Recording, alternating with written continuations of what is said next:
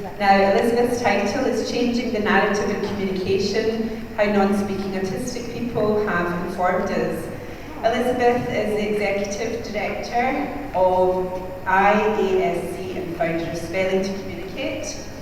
She's worked as a speech-language pathologist with individuals with complex communication and sensory motor differences since 1995 in hospital, university and private practice settings. In 2013, she began using assistive technology to teach students the purposeful motor skills to spell to communicate. Teaching motor versus cognition to access communication, meaningful education and inclusion have been game changers for non-speaking individuals. 26 letters equals infinite possibilities. Since witnessing countless non-speaking minimally and unreliably speaking individuals successfully communicate and learn through spelling and typing, Elizabeth and I-ASC are committed to ensuring all non-speaking individuals have access to communication through training, education, advocacy and research. So thank you, Elizabeth. And we have been asked if we'll be very strict on our 25 minutes this afternoon because we did get a little bit behind earlier. So thank you, Elizabeth. Good afternoon. Thank you all for being here. It's great to be here in Dubai and to talk to you a little bit about shifting your ideas and thoughts about non-speaking people. So how do we communicate? And I am really going to try to get as much audience participation as possible. So name some ways that we can communicate. Call it out. Verbal. Writing. Verbal. Pointing, sign language. Expression. Body language, yeah. Touch, good. But touch can include kicking, hair pulling, biting, scratching. Those are always fan favorites. What else? Through breathing, right? Silence. Silence. Silence. Silence can be highly communicative. Right. Through your eyes as well. Through your eyes. Eyes can be very expressive, right? I always think about those scary movies where the bad guy's in the house and the police come to the door. You know, I'd be using my eyes like crazy to kind of communicate, like look over here behind the door. So we've also got typing, texting, signing, drawing, singing, yelling. All those are ways that we can communicate. So I've got several here. We forgot some gestures, shaking your heads, pointing to things on an AAC device. Okay, but what do all these things have in common? Communication, all right, and one more thing. What else do they have in common? Expression. Expression takes communication. Letters, somewhat, but like a shrug or this doesn't have a letter. All right, motion, motor. They all require motor. Every single solitary way that we communicate requires motor. In fact, several of the researchers and academics that I talked to who are involved in the motor field say that motor is what is part of what makes us human, that all living beings require motor. The animal with the least brain cells, the sea squirt, has motor when it is hatched, and it motors its way to a place where it anchors, and then it eats its own brain because it no longer needs its motor, right? So it's sort of fascinating to think that brain and motor are tied. So all forms of communication require motor. So I'm going to talk to you a little bit about spelling to communicate. And spelling to communicate is a method where skilled and rigorously trained communication partners work with non-speaking individuals, and I'll talk about what non-speaking means in a minute, using a hierarchy of prompts that are verbal and gestural to improve communication. So what we've done here is we're taking a motor approach to communication, right? And that makes sense because we just said that all forms of communication require motor. However, for 19 years of my career as a speech-language pathologist, that's not how I approached communication. I approached communication either cognitively or socially or a bit behaviorally, but I wasn't approaching it from a motor standpoint. But yet, all forms of communication require motor. So what we've done in Spelling to Communicate is shift that communication to the motor. And we use the gross motor of the arm, which is easier to control, than the fine motor of the articulators or the digits. Okay, so just to give you a few definitions to start this off. Communication is defined as the exchange of information between two or more people. You might talk to yourself, but you're not communicating with yourself. If you think you are, come see me after this lecture. That's a whole other thing going on there. Language is the understanding and encoding of thoughts and ideas in words, right? So we have our receptive language, which is your understanding of words.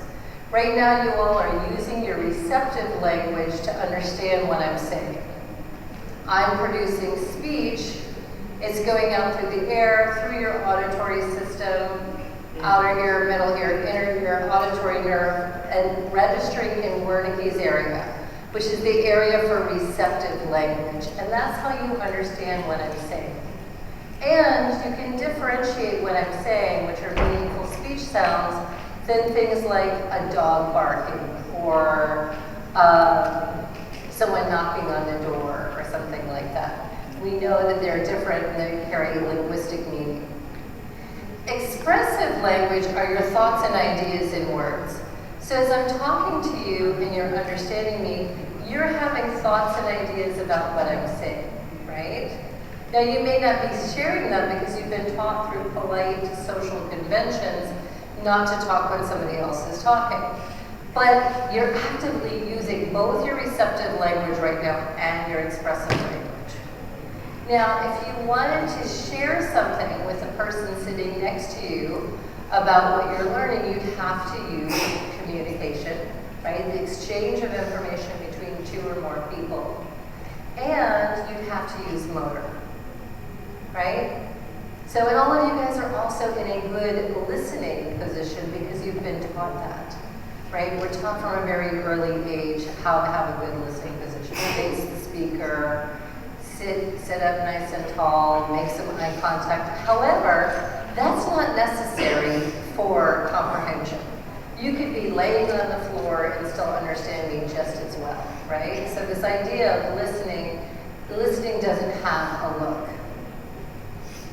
Speech is the physical and acoustic production of sounds. This is why we have all the digital devices now that can read our speech and read the formant transitions. Every sound in languages across every language has a specific acoustic fingerprint, if you will, that makes that sound. So an E sound produced at a woman's pitch versus a child's pitch versus a man's pitch, they're all at different pitches. However, the E has its same acoustic fingerprint, if you will, and that's how we recognize those sounds. Language is cognitive. You have to use the cognitive areas of your brain to understand language and to formulate your thoughts and ideas in your expressive language. Speech is motor, right? We agreed that all forms of communication require motor. Language is cognitive. Now there's only a few takeaways that I need you to take away from this talk today, and this is one of them, is that language and speech are two different entities, and they're in different locations of the brain. So just because somebody is having difficulty speaking does not mean that they're having difficulty with their language. It does not mean that they do not understand. It does not mean that they do not have well-developed thoughts and ideas about what they're having to say or what they're hearing. It doesn't mean that there's no such thing as language disorders. Some people have those. But we grossly underestimate non-speaking people underestimate their ability to understand and have expressive ideas. So I'm going to break down speech a little bit more. This funky looking guy is the homunculus. The homunculus is Greek for the little man, and he's a visual representation of the motor and sensory strip. So our areas for language in our brain are Wernicke's area, tied by a bundle of fibers, to Broca's area, the area for expressive language. Then we have the sensory strip and motor strip next to each other. And the homunculus is a visual representation of the motor strip. Roughly 75%, everything that's in peach, blue, and yellow, are dedicated to the control of the digits and the articulators.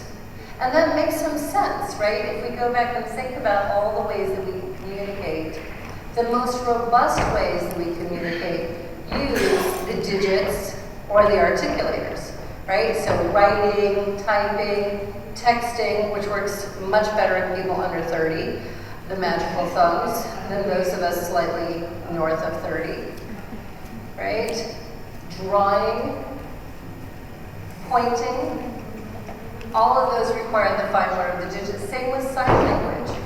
Many children are instructed in sign language, however, they're not overly successful if they have these motor issues that are also affecting their speech, because robust sign language is very complex, spatially and with the manipulation of the hands, often each hand doing something different. So it's not often a great alternative for robust communication for someone who's non-speaking. So we use the digits for robust communication, and we use the articulators. The articulators are all the moving parts for speech. That includes the lips, the lower jaw, the soft palate, the pharynx, the vocal cords. All these are moving parts that we use to produce speech in a very complex way of sequencing and combining sounds. Okay? The brown part represents the other 25%-ish of our anatomy that is used for gross motor, right? For the trunk, the legs, and the arms. This is where our non-speaking kids and adults can usually be fairly effective, using their trunk, arms, and legs, right? Running, they're great runners.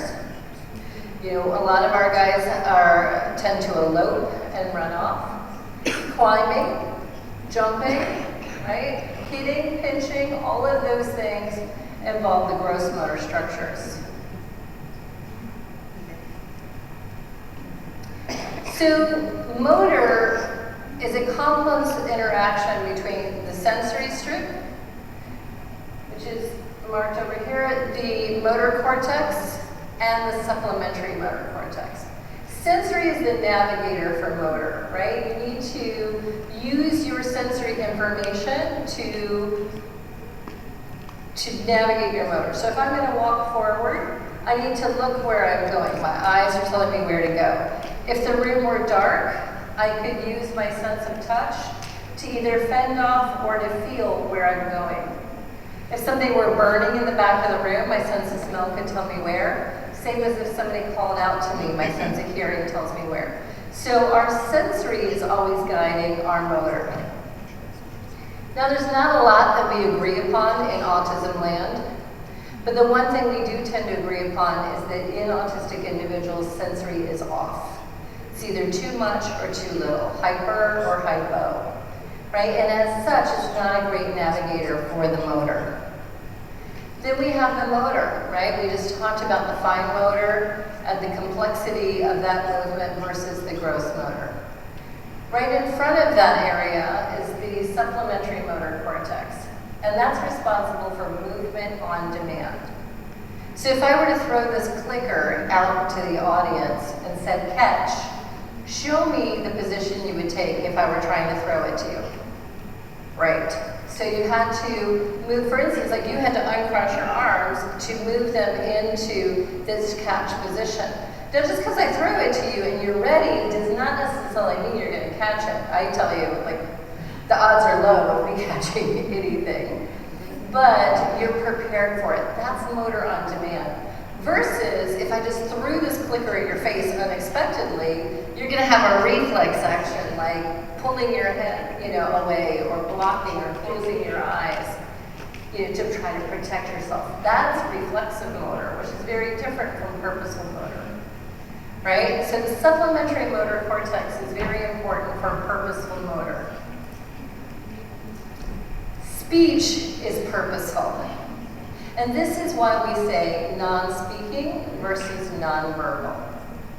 Non-verbal means literally from the Latin, without words.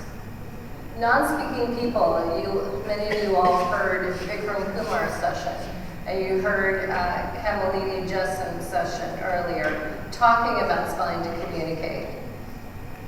Speech is where the issue is. Not that our non-speaking folks are without words. Vikram is a non-speaking poet, and his word choice is perfect and spot on. He does not have an issue with his words. His language is robust. His issue is with the motor and the sensory for speech, right? So we say non-speaking instead of non-verbal. When somebody says, my child is non-verbal, people tend to give you this kind of look like, oh, right? And expectations go, completely out the window. So if there's two things you can take from this is that language is cognitive and speech is motor. There are two different parts of the brain, two totally different operations here. And saying non-speaking instead of non-verbal.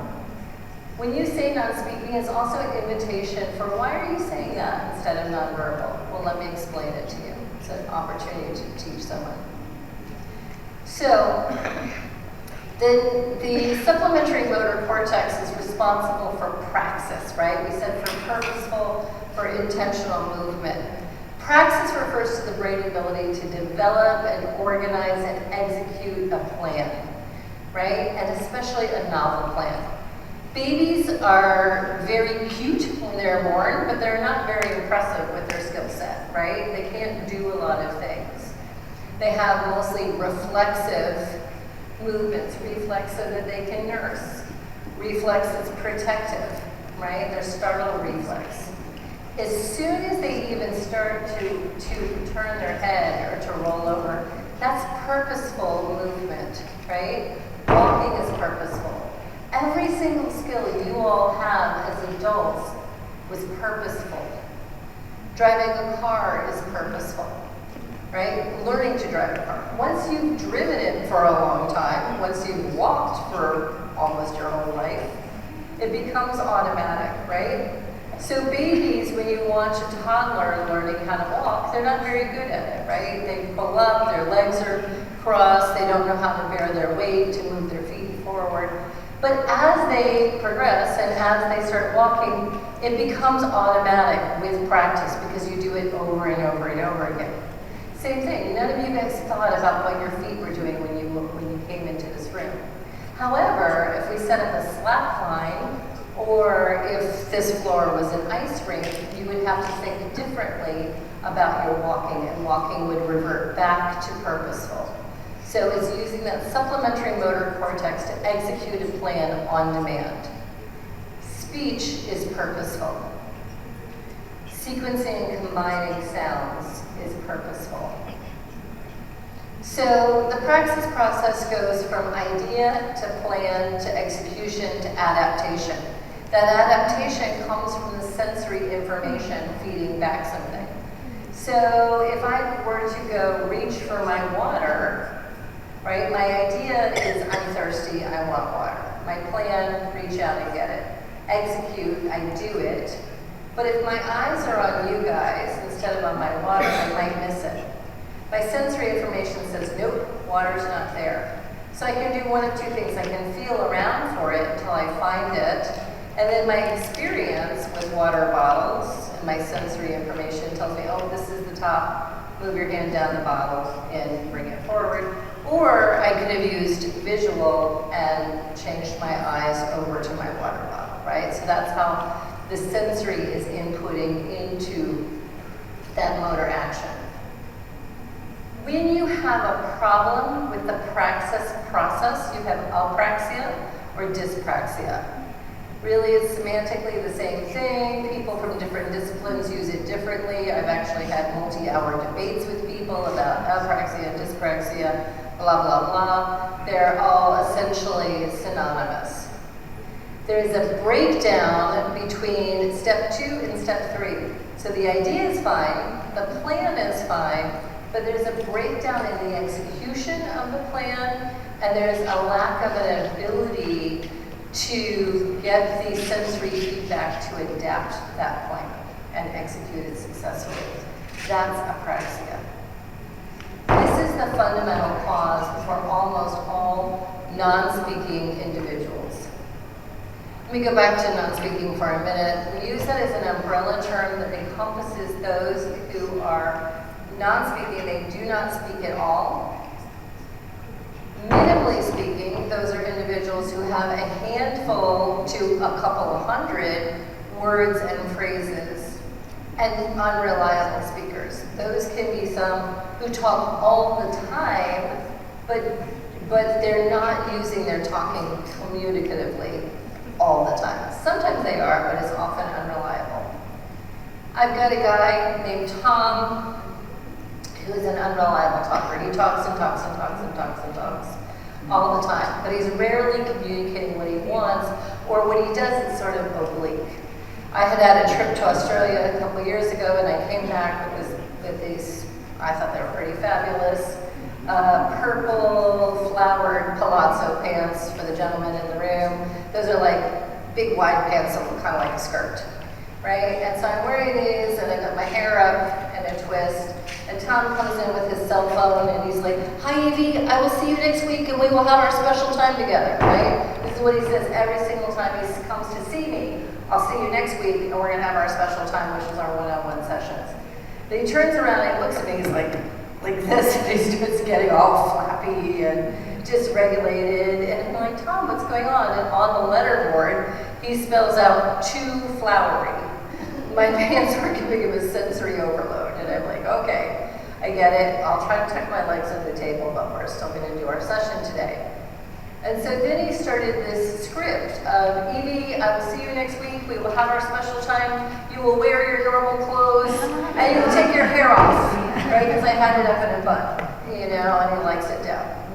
So this became a motor loop that he did over and over and over every week. Right? So his communication, you know, in there, yes, he does prefer my hair down, but you know what, I'm not dating Tom, so I'm not like, you know, putting my hair for this client. But, you know, so he's expressing some things in there that he does have meaning, but they're really not what I would expect a 20-something-year-old man to say.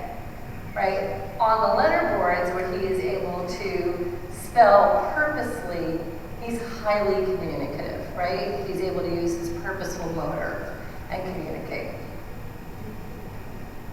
So not only autistic people have apraxia, there's a high incidence of apraxia in autism. 2015 study, Tierney et al. Said approximately 2/3 of autistic people are apraxic. 1/3 of those will be apraxic enough that it affects their speech. I have many speaking autistic friends who say that when they get overloaded, sensory or emotional-wise or physically, they lose their ability to speak temporarily, right? They cannot speak well. So apraxia is heavily involved, heavily implicated in autism. However, there's lots of folks that we see who have apraxia, who have other conditions, including Down syndrome, all kinds of genetic syndromes, anyone who's got a motor sensory profile. And you can see these kids. You see the difference in the way they use their motor, right? And kids and adults. I would say you can line up any one of our clients next to a neurotypical peer, walk them down the hallway, and even the mailman's going to say, "You know what, that one looks different. That one moves differently." It's a difference in the way they move their bodies, and that's because of that motor sensory issue. So apraxia is not a deficit in intelligence. Apraxia is simply an issue in the ability to execute a command or a action on demand, right? So if I were to pass out a ball of yarn and knitting needles to all of you and assume you didn't know how to knit and teach you, right? I would say put the needles in, wrap the yarn, pull it off, needle in, pass yarn, pull it off. That would be a new novel action on demand. And it's one that you can learn, particularly if you're not apraxic. Now, if I also then added a cognitive task to it, like start skip counting by 3, once you have the knitting going, one of two things is going to happen. Either your knitting's going to fall apart, or you're going to fall apart with your skip counting, right? Which is not particularly cognitively taxing. But it's trying to balance out both that cognition and motor on demand. One of my guys, Gordy, several years ago, was interviewed by the Washington Post. He wanted to go and speak at a first responders festival so that they would be better prepared to deal, to help people who are autistic. And he said, I felt very strongly about writing to you today to give you some insights about the broken connections, right, that are supposed to make my body and brain work together in harmony. But they don't, and that's okay. Because life for me is like a daily war, a daily game of tug of war, right? My brain, which is much like yours, knows what it wants and how to make that clear, but my body, which is much like a drunken 6-foot toddler, resists. And that's a great analogy for our apraxic folks, you know? He knows that what he wants to be doing and sees his body react in this way, in a way he can't control. There's 4 kinds of motor that are really relevant to us: reflexive, impulsive, purposeful, and overlearned. Reflexive and impulsive are triggered below the level of cognition, right? They don't involve cognitive thought. Reflexive is triggered at the level of the brainstem and the spinal cord. Impulsive at the amygdala and the limbic brain. Right? So these are the actions that non-speaking folks are often told are behaviors, or that they're being naughty. But there's actually no cognitive basis to those actions. Right? There's no thinking neurons that are fired in these actions. In order to have an action that's truly a behavior, truly being manipulative, it's purposeful. And once we learn an action over and over again, it becomes overlearned. And we have myelinated neurons, right? That's why you don't think about how you walked into this room. So in Spelling to Communicate, what we do is we teach the purposeful motor of the arm to move to point to letters on an increasingly complex set of letter boards. We practice it over and over again until it becomes automatic and highly accurate. And we're coaching that motor. We have shifted teaching communication off of cognition and onto motor, because all motor is cognitive. And just to wrap and leave you with a few thoughts, sensory motor differences can show up in many ways to affect starting and stopping an action, continuing, switching, and combining. Oopsie. And just think about the fact that in other people with motor disabilities, like Parkinson's, Tourette's, catatonia, they are not labeled as being purposeful in the way that people who are autistic are, right? People with their motor in autism is not working, it's labeled as purposeful, versus the folks who have other motor sensory disorders. So I hope this will give you some thought for rethinking non-speaking people. Thank you for your time. Thank you so much, Elizabeth. I could listen to your lovely voice all day long. Guys, we're going to take questions at the end because we need to kind of keep on. We're on a bit of a strict schedule to get out just after 6. And I'm not available at the end, so if you have any questions, you can catch me after.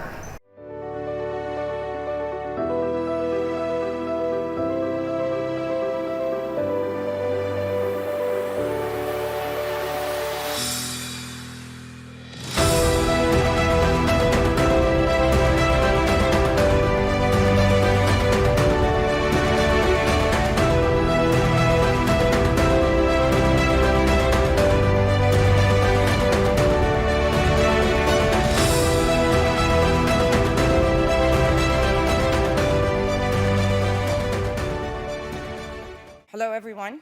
It's really nice to be here, and we're going to have Dr. Temple with us live right now. Dr. Temple does not need an introduction. Can you tell I'm one of the biggest fans here? But Dr. Richard will introduce her.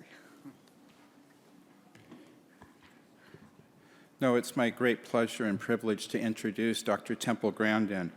Dr. Grandin is an American academician, animal behaviorist, and internationally renowned spokesperson for autism spectrum disorder. Dr. Grandin is one of the first autistic people to demonstrate the insights that she has gained from her personal experience of autism. She is currently a faculty member with Animal Sciences in the College of Agricultural Sciences at Colorado State University. Based on her experience, Grandin advocates early intervention to address autism and support teachers and professionals who can redirect children and adults in fruitful decisions and directions. She has been an outspoken proponent of animal rights and the neurodiversity movements. In 2010, Temple Grandin was listed as one of the 10 most influential people in the world by Time 100, which named her in the Heroes category. In 2011, she received a double helix medal and has received many honorary degrees from many universities, including McGill, Swedish University of Agricultural Sciences, Carnegie Mellon, etc. Grandin has been featured on many media programs. She was the subject of an Emmy and Golden Globe-winning biographical film, Temple Grandin. In 2018, Grandin was featured in the documentary This Business of Autism, which explored autism employment and the success of autism employers. She has been written up in Time, People magazine, Discover, Forbes, and the New York Times. She is best known for designing the Hug Machine, which is a deep-pressure gadget planned to calm extremely sensitive people, which are ordinary people with autism. And I know her personally, working with her as a colleague to sequence her entire genome, to read the chromosomes from end to end and make sense of that as to how they caused her condition and how they continue to influence her life. And I'll never forget working with her to do that. And if you're interested in what we found out, come to my lecture tomorrow at 11 something. So introduce Dr. Grandin. Well, it's good to be here. And also a lot of emphasis on skills like getting dressed, combing your hair, brushing your teeth, eating with utensils. Well, one little tip with these kids, you have to give them time to respond. They're like a phone that's only got one bar of service. And slow down when you talk to them. And when the grown-ups talked fast, it went to gibberish. Can you put the next slide up, please? Now, the thing about autism is it goes all the way from Einstein, who had no speech until age 3, to somebody who has much more severe autism when they become nonverbal. But some of the ones that are nonverbal can learn to type independently. But a brain can be more social emotional, or a brain can be more interested in what they do. And having an interesting career has been very important to me. I'm really happy that I'm a professor. I've got graduate students and I've done a lot of research in animal behavior. I have 3 graduate students that have become university professors. I'm very, very happy about that. So a brain can be more social emotional, or a brain can be more interested sort of in what they do.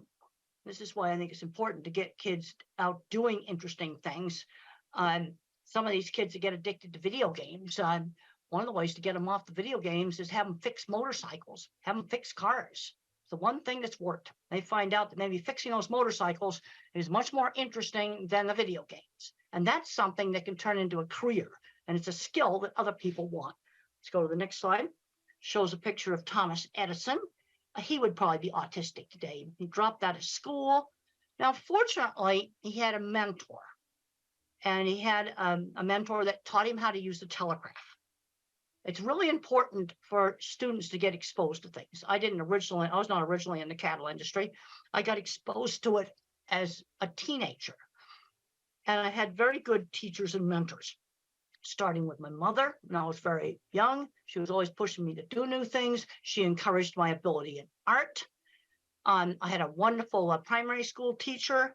I had a wonderful science teacher who got me interested in studying with all kinds of interesting projects to do. Good teachers are so important. Let's go to the next slide. There's Einstein. He would probably be in an autism program today. Let's go to the next slide. Put the next slide up, please. Now, I'm a kind of a NASA fan, and I got 5 years ago. I got a chance to go visit visit this launch pad.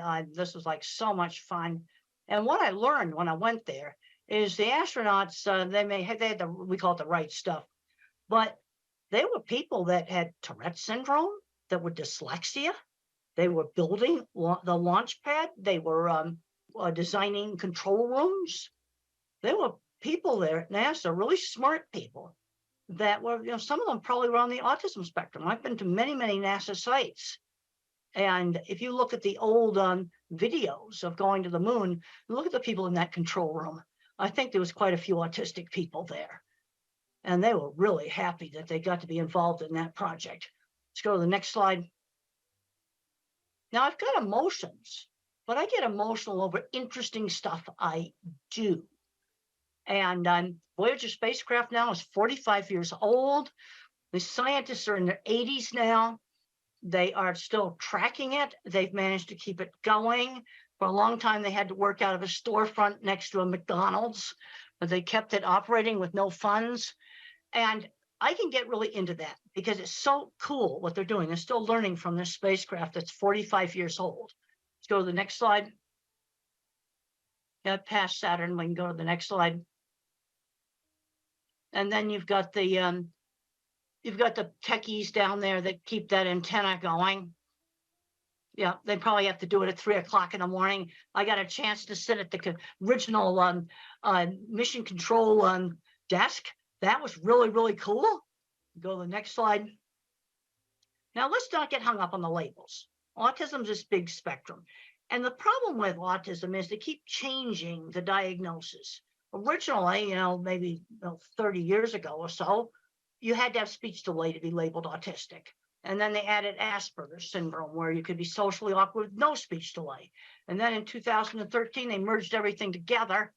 And you've got a spectrum that's going from Einstein to somebody that may have much more severe problems.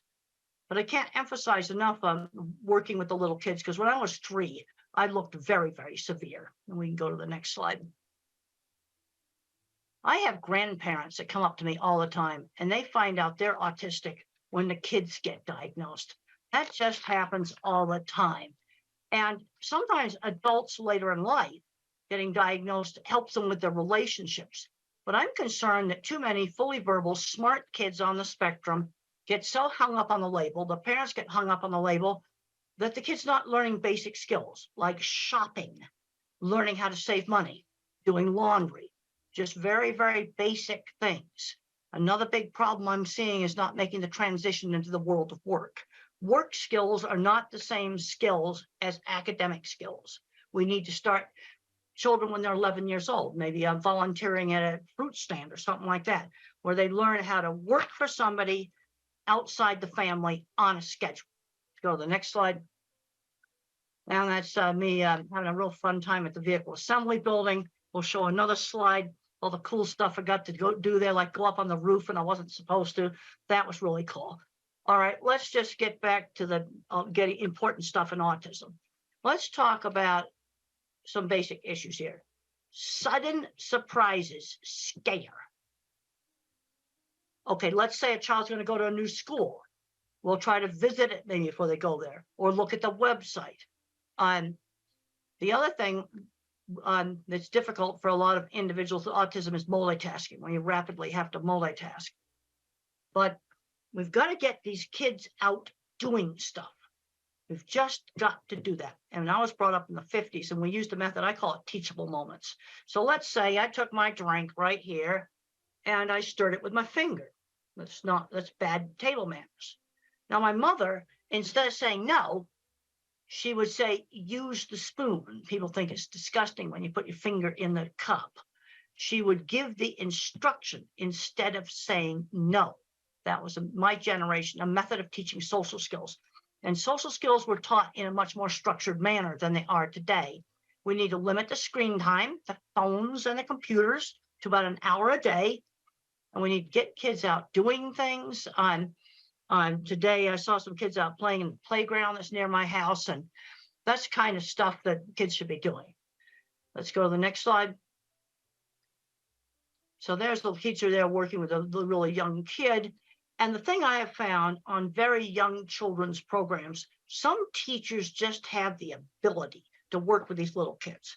Now, if you've got a little kid that's not talking, the worst thing you can do is let them just sit and play with a phone all day. That's the worst thing you can do. You need to get an effective teacher working with them. And I find some teachers have the ability and some don't. Let's go to the next slide. Teaching turn taking. That was done with me with board games. You have to learn how to wait. It's something that's very important for young autistic children to learn how to wait. And we'll go on to the next slide. Teachable moments. We already talked about that. You don't yell and say, stop it. You give the instruction and the reason why. Let's go to the next slide. You need to limit the video games. One of the things that I was not allowed to do when I was in high school was just become a recluse in my room. I was not a good student. I was a terrible student, but I still had to attend the classes. You know, too many of these kids are just getting on the electronics and just staying in their room, playing video games all day, and they're not getting wonderful jobs in the video game industry. And if they were getting wonderful jobs in the video game industry, I'd be a lot more positive about it. But some young adults, again, addicted to video games, the one thing that was successful in getting them off of it was working on motors and engines. And they found out that they were more interesting than the video games. Let's go to the next slide. Now, my mother would always stretch me to do new things, but she always gave me a choice. You know, we could go to this store or that store, or you could do this activity or some other activity. Always giving choices. You can do your homework when you get home from school, or you can do your homework after dinner. Giving some choices. And one of the things that helped me, being raised in the 50s, is we had sit-down dinners. And, you know, my sister and my parents would take turns telling about their day. Unfortunately, in some families, that's not happening. And this was part of getting me to be a lot more social. And you can learn business social. Another thing that was done in my family is when we were 7 or 8 years old, and it was done with most of the families in my generation, is when I was a little kid, I had to dress up in my good clothes when the parents had a party, and I had to serve the snacks. I had to shake hands with them, learn how to talk to them. Really, really good social training. Let's go to the next slide. Let's talk about sensory issues. Sensory issues are really real. And loud sounds like a school bell or a hairdryer or maybe a vacuum cleaner would hurt my ears. Now, one of the ways to help a child to tolerate these sounds is to let the child play with the vacuum cleaner, where they turn it on. They turn the hairdryer on. And when the child turns the dreaded noisy thing on, they often get to where they can tolerate it better because they are controlling it. Now, there's some kids wearing headphones all the time. And the problem is, if you wear headphones all the time, and that's on the next slide, the sound sensitivity may get worse. So what you want to do is have them with you. You can have them in your backpack. So they're with you. They give you control. You've got them with you. But then you try not to wear them. Because I've heard stories where they were wearing headphones all the time and the child got so sensitive, he couldn't tolerate quiet conversation at the dining room table. But sensory problems really are real. Sensory integration methods can be helpful. There's a paper you can look up online that's called Environmental Enrichment is an Effective Treatment for Autism. And it's a method where you stimulate 2 senses at the same time. Maybe touch a warm coffee cup and then smell some aromatherapy. So you're stimulating 2 senses at the same time. And the title of the paper is Environmental Enrichment, an Effective Treatment for Autism. Now, let's say we have a nonverbal older child or adult and problems with maybe destructive behavior or hitting. The first thing with somebody who cannot speak is give them a way to communicate. Not being able to communicate is totally frustrating. Also, you have to rule out, do they have a painful medical problem that they can't tell you about? That's the first thing you need to make sure they don't have acid reflux. I had acid reflux last night because I ate some hot sauce I wish I hadn't eaten. And my stomach was hurting last night. But the sensory overload, if they have a meltdown or outburst in a busy, noisy store, that is probably sensory overload. But we've also got to give them a way to communicate. That is just super, super important. There's a next slide just shows that sensory symptoms are part of the neurobiology of autism. Now, when I was a little kid, they tested me for two things, deafness and epilepsy. Now, I could pass the deafness test, but the problem is my ability to hear auditory details impaired. Like if the grown-ups talk fast, it was when adults talked fast, it's like, blah, blah, blah, blah, blah, blah, blah. That's what it sounded like, because I didn't hear the hard consonant sounds. Like if someone said the word cat and they said it fast, I would hear ah. So my speech teacher would say cat ta, or she'd hold up a cup and she'd say cup pa, and she switched back and forth between saying cup and cup pa. Because if people talked fast, then all I heard were the vowel sounds. Stretch out and enunciate the consonants, and sometimes hearing would kind of cut in and out like a bad mobile phone connection. There's kind of three ways that the brain can have a problem with language. Not hearing the auditory detail, where I'm hearing gibberish, trouble with getting my speech out, expressive. And then the next slide, I talk about echolalic children. And echolalic children, they have good speech and they will recite an entire movie script. But the problem is they don't know what the movie script means. That's the problem. So in Life Animated, what these parents did is this child had memorized Disney movie, and they picked out phrases in the movie that could be used in real life.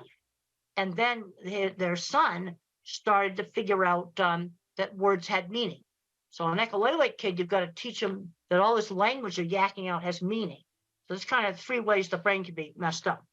The next slide talks about attention shifting slowness. Now, if I was a computer, I've got a very, very small, I'm an Intel 286. I mean, if you're a computer geek, that's the first chip. But I have huge memory. Attention shifting slowness. This is why you have to give the child time to respond. The next slide shows attention shifting slowness. It's an old Ami Klin slide, and look at how the normal person's looking at the eyes. But the other more important thing in this slide is look at how many times the normal person looked back and forth compared to the autistic person who's trying to lip read. Tension shifting slowness. All right, now let's look at things where this could cause a problem at work. I want to see these kids get employed, and I want to avoid the jobs such as rapid multitasking at a McDonald's takeout window. That would be a very bad job. Another problem is I don't have any working memory. So if, let's say I have to shut down the cash register at night at a store, and then maybe 5 or 6 steps, I need to write them down. I need to write the steps down like a pilot's checklist. Long yakety-yak strings of verbal information do not work with me. Let me make a pilot's checklist. Okay, and if you don't want to disclose autism, just say to your employer, pilots need a checklist. I need one too. And for pilots, it's mandatory. In every country in the world, pilots have to use checklists.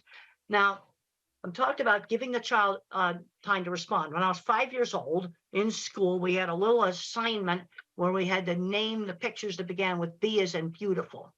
So I called the suitcase a bag, and the teacher marked it wrong. And she didn't give me time to explain that in our house they weren't suitcases, they were bags. And that was very, very frustrating for me. In the next slide, we're going to be talking about some visual problems. I don't have visual processing problems, but some individuals do. And vision might break up similar to a migraine headache. Or this next slide that shows an image that's breaking up.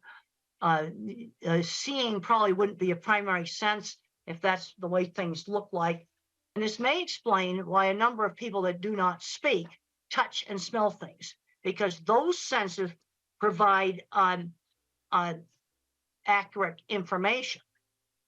And we'll go on to the next slide that shows an escalator. Now, in your brain, you have the eyes that work like a camera, but then in the back of the brain, there's circuits that assemble the graphics file of shape, color, motion, and texture.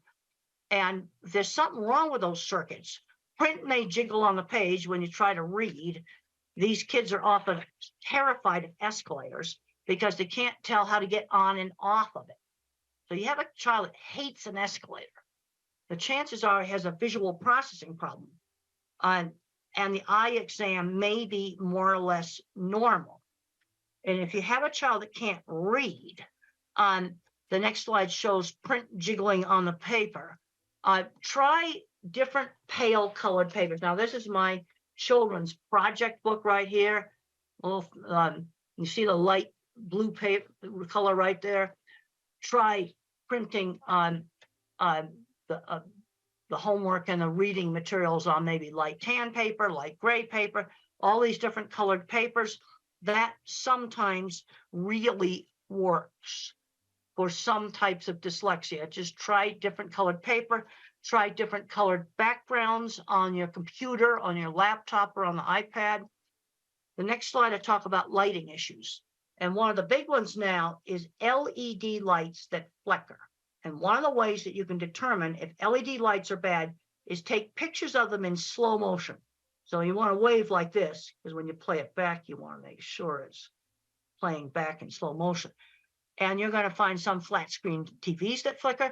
Now, tablets do not flicker. Most laptops do not flicker. But there's going to be some flat screen TV computer monitors that are bad. And this does not affect all people with autism. But I'm going to say about 10 or 20% may have a problem with seeing flicker of LED lights or on TVs and computer monitors. So what do you do if you have that problem? You go buy a lamp and you find an LED light that does not flicker and you put it next to the desk. And you can buy cheap ones that don't flicker. But this is something that's a real problem. And when I get asked about designing a school or a home for people with autism, I want to make sure we have LED lights that do not flicker. I just learned from a technical specialist that if a TV flickers, it has to do with the internet connection. But this kind of stuff needs to be fixed, and you can just test it with slow motion video. The next slide just talks about some more severe sensory issues. In noisy environments, I am not able to hear because of all the background noise. Cannot hear. And I also cannot follow very rapid chit-chat conversations where people get very social, chit-chatting back and forth very rapidly. I get bored with that. And there's questions coming up about masking. Some of that stuff's just too hard for me to do, but you can always do some business social. Shake hands with people. There are some individuals that need breaks, but sensory problems are real. Let's go on to the next slide. The next slide talks about this environmental enrichment program, where you use inexpensive, cheap things to stimulate two senses at the same time. You're always changing the things that you stimulate, and it's an adjunct or an add-on to other types of therapy. Now, the next slide shows some really wonderful books for that have been written by non-speaking autistics. Now, I really like How Can I Talk My Lips Don't Move by Tito. I had a chance to meet Tito, and he came into a library, and he was flapping and everything. And I wanted to see, I tested him with a really, really strange picture that he had never seen before, and it had an astronaut in a spacesuit riding a horse out in the desert. And I showed that to Tito, and he types really fast, Apollo 11 on a horse. Another good book's Carly Fleischman's Arthur Fleischman's Carly's Voice. Then you got The Reason I Jump, the sequel to The Reason I Jump. I like the sequel. It's a better book. But I'll give you a little tip about the typing. Remember the problem with attention shift. Okay, like on this desktop, my keyboard's way down here. But when I type, that print appears way up here on the screen here, and the keyboard's down below where the video is. Now, many people with autism cannot make that attention shift. And that's the reason why you want to use a tablet, because the virtual keyboard, with using that virtual keyboard, the writing appears right next to the top of the keyboard. Or you're going to have to, on a laptop, put the keyboard on a box, and you need to make sure it's a monitor that does not flicker. This is really, really important. Next slide just shows some brain scans. And the point I want to get across right there, different parts of the brain get turned on when you do different things, like seeing things, hearing words, thinking about things. And where there's a problem in autism is in kind of the inter-office communications. And what you tend to get is uneven skills. Like I'm really good at art and mechanical stuff. Somebody else might be really good at mathematical stuff. And we'll just show some more pretty brain scans. Next slide shows, oh, that's my skull. Let's show the next slide. That's the microbiome. And you see the little tiny hairs there. Those are axon tails, and they form great big inter-office communication cables between different parts of the brain. And then I can show you a slide without my ugly skull. And that the connectome is much prettier when it's by itself. The next slide shows the circuit in the brain for speak what you see. Now there's the normal control right there, and I'll show you mine. The next slide, that's my speak what you see. And I have all these extra branches for visual thinking, but I have less fibers for speech. So that might explain why I had trouble getting my speech out. But when I had speech therapy, it increases the bandwidth on the fibers that are still left. And the next slide just shows that. But this is where the therapy made a difference, because I had trouble getting my speech out. Let's go to the next slide. Now, for speak what I hear, I am definitely not an auditory person. I am definitely a visual person. And we'll go on to the next slide. And I want to talk about the importance of developing strengths. That's an artwork I did when I was about 6 or 7 years old. Mother always encouraged my ability in art. It's a picture of a wooden dock or deck that was by the beach. And she always encouraged my my art. And the next slide just shows a picture a young child did in 3-dimensional. Most little kids don't do that. And I would just draw the same horse's head over and over and over again.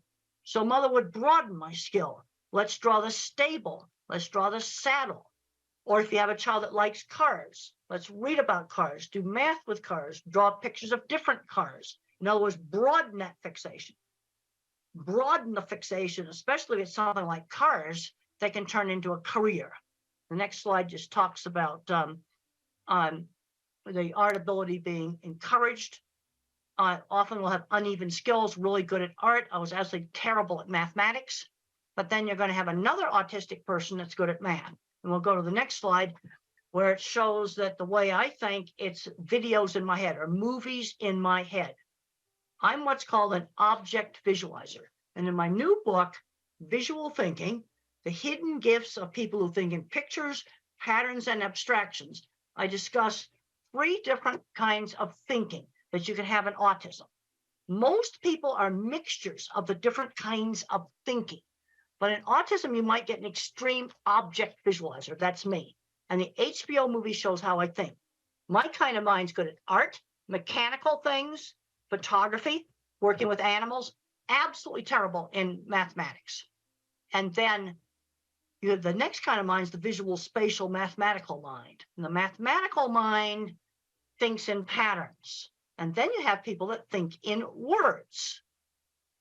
And it's important to, kind of know how the child thinks. That just shows eclipse shadows on where the eclipse, the trees made little tiny eclipses like a pinhole camera. That happened on our campus. I noticed detail. I watched a whole bunch of students just walk over that. They just didn't notice it. But I noticed visual detail. The next slide shows two things that can bother cattle, like seeing a car through the fence, seeing a piece of red string, seeing a bottle there that might move. Little things that people don't notice. Also in autism, there is a better, there's some better ability to pitch discrimination. There's been a lot of research that shows that these sensory things really, really are real. And the next slide shows one of my cattle handling facilities. And how did I sell my work? One of the things I did to sell my work was to show off pictures of things I had designed. And one thing I really liked in the HBO movie is that it showed my actual projects. It also shows how I think in pictures. It's very, very accurate on that. And I can say that the geek side of me really liked that. The next slide shows a recreation of one of my projects in the HBO movie. I thought that was just so cool. I really, really liked that. The next slide shows starting on my very first project. Now, I had some good mentors in the construction industry. On my first project, the Swift plant in 1974, I criticized some welding and I said it looked like a bird had poo-pooed on it. And that was pretty rude. And the plant engineer pulled me into his office in private and said I had to apologize for that rude kind of talk. He told me what I should do. And then another person that helped me was a small contractor, steel and concrete work contractor, who had seen my drawings and seeked me out. And for 10 years, we built projects together. And so those are on a construction site, some of my early projects. And some of the most fun stuff I ever did was working in construction. And I worked with a lot of people that were probably dyslexic, ADHD, or autistic. Some of these people owned big companies where they made mechanical equipment. They had lots of patents. I really put the emphasis on the career. This is what's made life happy for me, is having a fulfilling career. The next slides just show some of my drawings. And when I showed people my drawings, they were impressed. That's how I sold jobs. Okay, let's work on what are we going to do about job interviews? Well, a job interview for me was lay the drawings on the table and show off the drawings. That's what I did. And they'd look at my drawings and go, wow. In fact, actually today, now that everything's computerized drawings, I'm seeing some very bad drawings. And now the next drawing shows a dipping vat system. And you can see on the concrete work, I have all the reinforcing rods drawn in there. 4 years ago, I got a really horrible set of drawings that the engineering firm had done on a computer, and they hadn't drawn in the reinforcing rods. I marked them all in pencil, and I said, you go back to that engineering firm and get it done right. This is a piece of equipment I developed for the meat industry called the center track restrainer system. You can see a lot of complicated steel work there. And one of the people I worked on this was autistic, undiagnosed. Special ed department builds the stuff. And we need these skills. We need to find back doors into jobs, where you just kind of bypass the interview and get jobs. Well, a friend that has a store and maybe they'd be willing to work with the kid. I think I'm going to stop there. You can have the rest of the slides because I'd like to do questions. And I've already talked about some of the most important stuff. But what you see right there is high-end skilled trades. And I was very interested. I went to the Steve Jobs Theater right before COVID shut everything down. And the glass walls came from Italy and Germany. And the carbon fiber roof came from Dubai. That's very, very high-end skilled trades. That's something to be proud of. All right, let's get some questions going right now. Hope I'm going to get some questions. Hello? Hello? Yes, let's get some questions. Yeah, just a second. Hi, my name is Sona. I have a son. He is nearly 8 years old. And I always have this question because I'm a big fan of you and I know you know a lot about autism and animal behavior. So I wanted to ask, what's the connection between visual sensory preference as my cats and my son, they both like similar toys and they have similar visual preference. Is there Now, any link? Does your son speak? He is speaking, but he is not like having any big vocabulary, so he has very short vocabulary and has sensory issues. Does he have a decent way to communicate? Even something out like one of these computerized things that will speak, or a picture board or something for him to communicate with? No, we never use like visual pictures like PECs. We never use those. So we encouraging him to use more spontaneous speech and you know, the speech therapist, the ABA therapist, all of them, what they recommend, we follow that. Well, if he can learn to speak, then you don't need to use PECs. But Yeah. if you have a child that has like 3-word vocabulary, and he's 8 years old, we need to give him another way to communicate more easily. And that, I can remember the frustration when I couldn't communicate, and I remember that, I showed you that picture of the bicycle in the suitcase, and it was so frustrating when the teacher didn't give me time to explain that in our house suitcases were bags, and I didn't understand the concept of the letter B, the sound of the letter B. But there's a point where they need to get a better way to communicate. Yeah, some kids can use sign language, some kids there's various programs you can get for tablets. Yeah, the thing is he started talking just before he gets 6, so it's really delayed. So that's why... But is he starting to talk? Are you getting more and more language? Yes, and more clarity. Like it takes time, like it's a step by step, but we had him from severe autism, now he is in between low and moderate autism. Okay, so well, in the that's spectrum. good. If you're getting progress, parents always ask me about different programs. I said the most important thing is you're getting progress. Yes, now, if you're getting progress right now, then you're doing the right thing. Yes, the only problem I'm struggling is his memory and his sensory problems. That kind of restrict him to learn more and focus on task and academics, and he's better in maths. As you said, there are a few types of visual learners.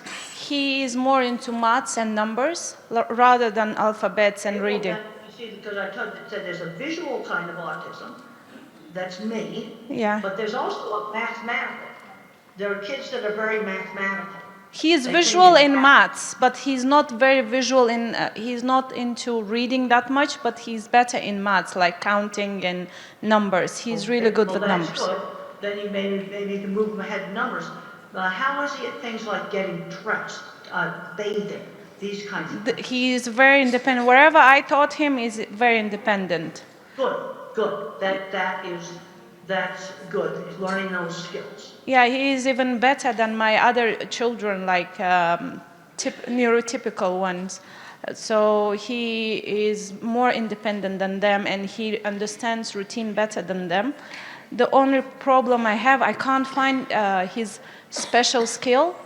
He really likes music, and he is very athletic. He does parkour, he does swimming, he does cycling. Well, good. He's very athletic. That's good. And see, the problem you got with autism is it's such a wide spectrum now. Let's say you take a diagnosis like dyslexia. Okay, that's problems with reading. Or ADHD, you tend to, detention. It's a much narrower diagnosis, and this is the problem we've got. We've probably got half of autistic kids that have a special skill, and there's going to be some that don't really have a special skill. Yeah, he has autism, ADHD, and dyslexia, all three, and Erlin syndrome. Well, the Erlin syndrome, have you tried the Erlin glasses? Yes, I myself, I qualified as well. I just took the course so I can keep checking on him. Yeah, we got the glasses. Well, the other thing I find that works also for people that have Erlin syndrome, I talked about the colored paper. Yeah, we do use. Yeah, we do use. All of his notebooks are turquoise. Well, like I've got a tan shirt on. right now. And that would be one of the colors, the light tan like this shirt. Some people like that, and then other people, they like this light blue that's on my children's project book. Yeah. That light blue, that's the thing for him. Light blue Calms like him. my tie. Yes, You it see, calms it him. needs to be the pale colors. Yeah. Not dark blue, light blue. Yeah, I changed Light those, but black. he still have visual sensory problems. So is And there what any about, connection? Now, what about sound sensitivity? Sound sensitivity he has, but I kind of always give him that opportunity. Like you said, he's in charge of hair dryer. Okay. He's in charge of hand dryer. You know, when we go to cinema, Yes. at the beginning he was very hesitated, but then he got used to. Now he is properly sitting like other children. So I kind of make him to be prone to that, and he's used to it. Well, that's good that you see it, and making him, see when the child turns the hairdryer on and off, or the vacuum on and off, where they control it, Yes. that should desensitize some of that. Yeah, but still I'm struggling with his memory and his visual sensory. Like my cat and him, they prefer the same toy. You know what I mean? Like he will kind of keep doing with that, playing with that toy, even though he has 1,000 other toys. But And his how preference. is it taking turns at a game? He was not good. He was having meltdowns. He would get angry. But I kind of desensitized him with that as well, like on the cues of airport, like slowly by rewarding him using ABA techniques. And you don't have a surprise at the airport. You know, like you watch videos and I found that one of the things that I got afraid of them, if I made them interesting. Yeah, exactly. That sports. What one parent did about the hand dryers in the bathrooms, they went to the websites of all the manufacturers of the hand dryers, and then they got interested in how they worked, and they collected all the websites of hand dryer manufacturers. No, seriously, this actually helped. Yeah. It's the same with him. Wherever we start with, like even food diet, we started with him. At the beginning, he didn't like. Now he loves healthy, clean food. He wouldn't eat rice. Before, he was addicted to all these carbs, rice. Oh, yeah, it's bad. Now he And wouldn't eat. I get worried that some of these kids with these restrictive diets are going to get the old vitamin deficiency diseases. There was a horrible case where a kid got scurvy, which is vitamin C deficiency, because the diet was so restricted. Maybe we need to get somebody else to ask a question. I want to give somebody else a turn. Yeah, sure. Thank you.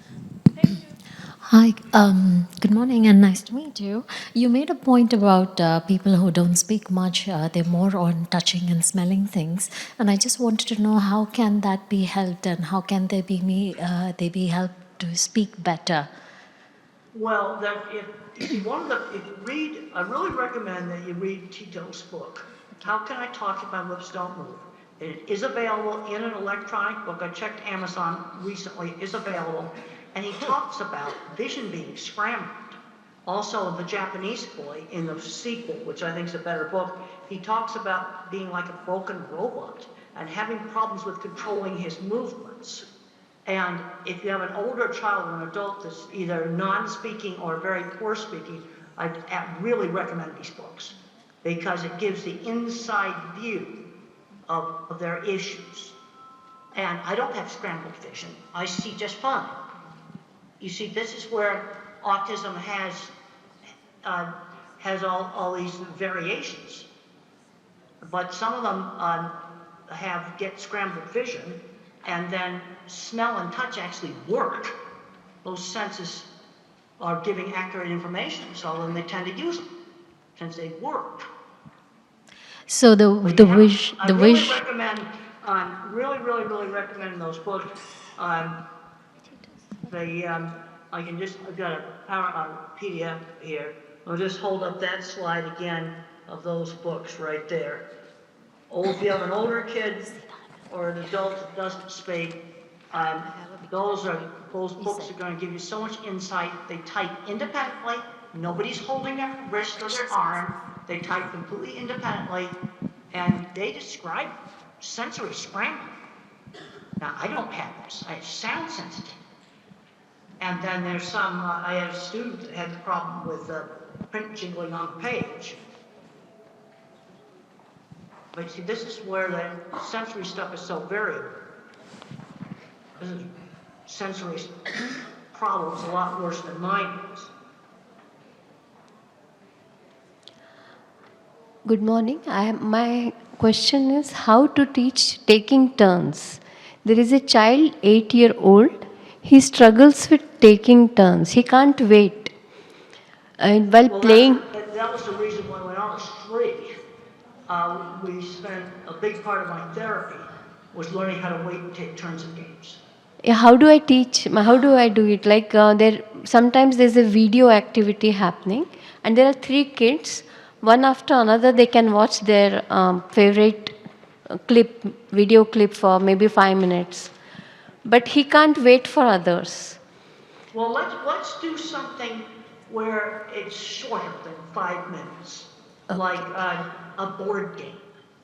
We played a lot of Parcheesi, which is a very simple board game where you shake little cups with dice in it, and you move little wooden pieces around on the board, and I remember grabbing that cup, and Mother said, "You got to wait for your sister to take her turn," and something where it's not 5 minutes. Let's do some turn-taking thing where it's 1 minute. You take a turn in Parcheesi takes 10 seconds. Okay, so I start with 10 seconds. The first activity should be very short. Well, but the thing is, my speech teacher that I had years ago, this would be like 1950. Okay. She just knew that teaching the kids how to wait and take turns was super important. My therapy had a lot of emphasis on that. All right. How to wait in line. Okay, you're at the supermarket and you've got to wait in line. You can't cut to the front of the line. That's also turn taking. The child is able to wait in queue, but only taking turns when there's a person who is talking to him. He finds it difficult. In queue, nobody is speaking to each other. They are facing the other way, so he finds it very easy to wait in queue. But he has... Okay. But when he has to play with other children or he has to watch a video and wait for that time, he feels that he's not given his... he's not having control on his activity. I don't know what is the exact feeling he has. Well, you might try different things. When we were kids, we did a lot of relay races where you'd take turns running and kicking a ball or something like that. Yeah. Try some different things that involve taking turns. Now, if you're watching videos, one thing I'd recommend is the phone be physically passed. All right. The phone has to be physically passed around. Thank you so much. The taking turns means the phone has to be given to the other person and passed around if you're doing something on a phone. All right. I think that's going to help on the taking turns. Thank you so much. Okay, maybe we can get another question. Hi, Doctor. Nice to meet you today. In the last 5 years, we're hearing somebody tell autism causes by TV. I want today listen in your opinion. Caused by what? I didn't hear you. TV. Television. TV. Autism is caused by television? Yeah, somebody tell that. No, autism is not caused by television. But if you let a child spend 10 hours a day watching television, that's bad. And it'll probably make the autism worse. We need to be getting them out and doing things. But television does not cause autism. Thank you. Nice to meet you. I'm Eleonora. I want to ask you, what do you think about the connection between language and motor coordination? Is it important to improve motor coordination in autistic children, to improve also language? What do you think? Well, there's some really interesting things that's happening with horseback riding. And I've had parents tell me that their kid did their first words on a horse. Now there's three things that happen on a horse. First of all, riding horses is really fun. Yeah. But the other thing is you have to balance and there's rhythm. You're doing balancing and rhythm at the same time. Now, occupational therapists and sensory integration might get you on a swing and do some of the same thing. But when you stimulate the vestibular system with balance and rhythm, that can be real helpful. Another simple thing that might work is you nail a board to the floor, and then you have the person walk, what we call walk the tightrope like this, along a board that's nailed to the floor. I mean, it's only like that far above the floor. But you do these activities that stimulate the cerebellum. Yeah. Things like swinging. There's a paper I worked on years ago with Lorna King. Now the child, they had him on a swing and they were working on speech. And there's some good things with the motor and speech. And the thing that's not known is which kids respond to this. You see, this is the problem with any of these sensory things. You know, it works on one kid and another kid it doesn't work. Okay, I worked on my squeeze machine. Some kids respond to deep pressure, other kids don't. This is where the sensory problems are a real barrier. But some individuals, they do swinging, balancing, rhythmic activities. That can help on speech. For some individuals.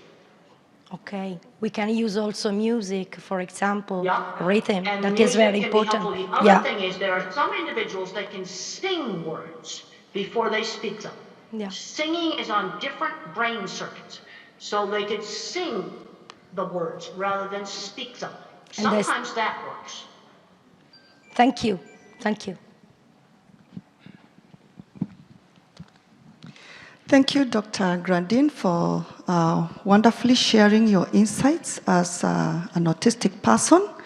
One thing that has caught my eye is that your parent, your mother, played a very key role in Absolutely. And then another book you might find helpful, I got a book called The Way I See It, that's I got a lot of little short articles in it. It's available on Amazon. That might be helpful. Thank you. Yeah, I also have a lot of information on website, templegrandin.com. Just templegrandin.com. There's lots of free information on that.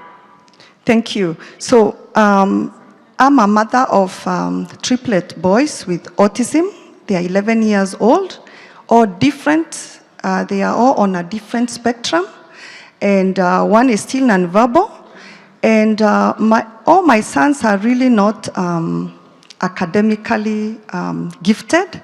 And there's one thing you have mentioned, that you're really fortunate and happy that you have a wonderful career. Now, I would like to request if you can share, one word or a direction to us parents.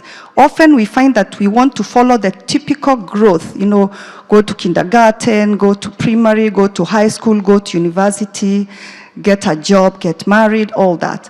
But most of our children with autism don't really seem to fit there. What can you tell us? The thing, you have uneven skills. I'm a big believer in getting children exposed to lots of different things. I did all kinds of things when I was a child: cooking, sewing, woodworking, art, music. I was taught musical instruments, and I was terrible at musical instruments, but good at art and mechanical things. And so you expose kids to lots of different things, then you can see what they are good at. But I know, like you look at this equipment here, I've worked with people where a single welding class led to building things like what's shown in that picture. And then another kid, it might be mathematics and programming. Some you have to expose them. And then you've got people with autism that are not going to be building equipment, they're not going to be doing mathematics and programming. Let's say if a kid is good with numbers, well then show him other mathematical stuff. Here's some really cool pattern stuff right here I found in one of my science magazines. With those patterns, they all have mathematics behind them. Isn't that cool? In a science magazine. Yeah. You know, there's some kids that are going to just, they may be gifted in that.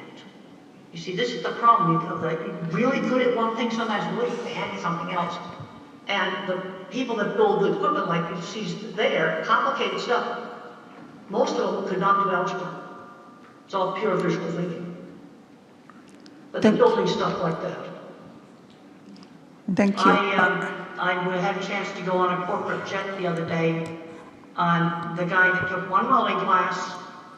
He builds entire beef plants, and he just has them memorized in his head. A single welding class. He's building entire beef plants. Unfortunately, Now, we're running. He's not autistic. He's not autistic. But I did work with several other people in metalworking that I'm pretty sure were autistic. We're out of time now, so we're just going to have one more question. I know that we would. One more question. Hello. Midnight or whatever, I'm going to go to bed. But I'm really glad that I was able to get up and talk to everybody. And give the videotape around to people. There's more slides in this deck. You can go ahead and give people the whole slide deck. It just wasn't time tonight to show all the slides. Hello, Dr. Grandin. Thank you so much for the presentation. My question is, right now I'm working as a general practitioner, but when I was a teenager, I had a distant cousin who, at that time, he was 7 years old. He has symptoms of aggressive behavior and at times, but most of the times he's a very quiet kid. He won't interact much and everything, but the aggressive behavior is the key point, like it's almost disruptive. And later on we diagnosed he has autism. But how old was he when he was doing the destructive behavior? At 7 years old. And because of that, his whole family also have a history of mental illness, like other mental illness. It's stigmatizing, it's so traumatizing for all of them, especially the boy. So how to deal with autism children with aggressive behavior? I had aggressive behavior when I was 7. There was a penalty for it. There was no television for one night. For aggressive behavior. The other thing you have to look at, what is bringing it on? Is there a problem with frustration with communication or with sensory overload? Communication. We've got to make sure he doesn't have if the child is non-speaking, then you always have to make sure you do not have a hidden painful medical issue, like maybe an ear infection, urinary tract infection, acid reflux in their stomach, a toothache, something that's hurting that they cannot tell you about. I think he had meningitis. He had meningitis. I also problems with things like getting aggressive when I was a child was worse when I got tired. I had a pretty good sense of when she needed to just say, I need to go to my room and just calm down.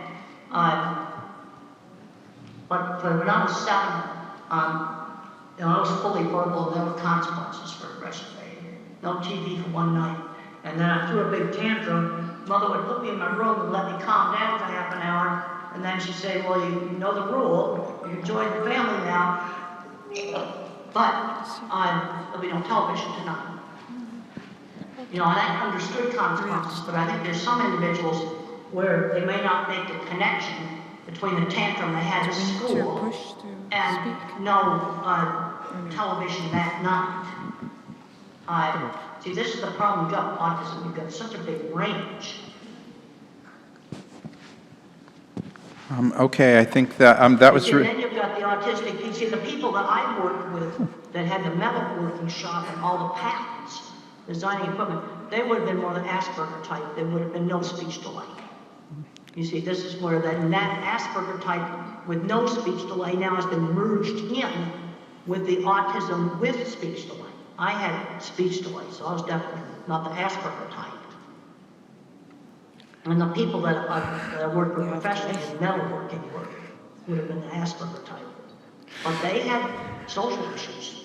I'll never forget one of the jobs, I had to drag the guy out of the shop because before he got the plant engineer.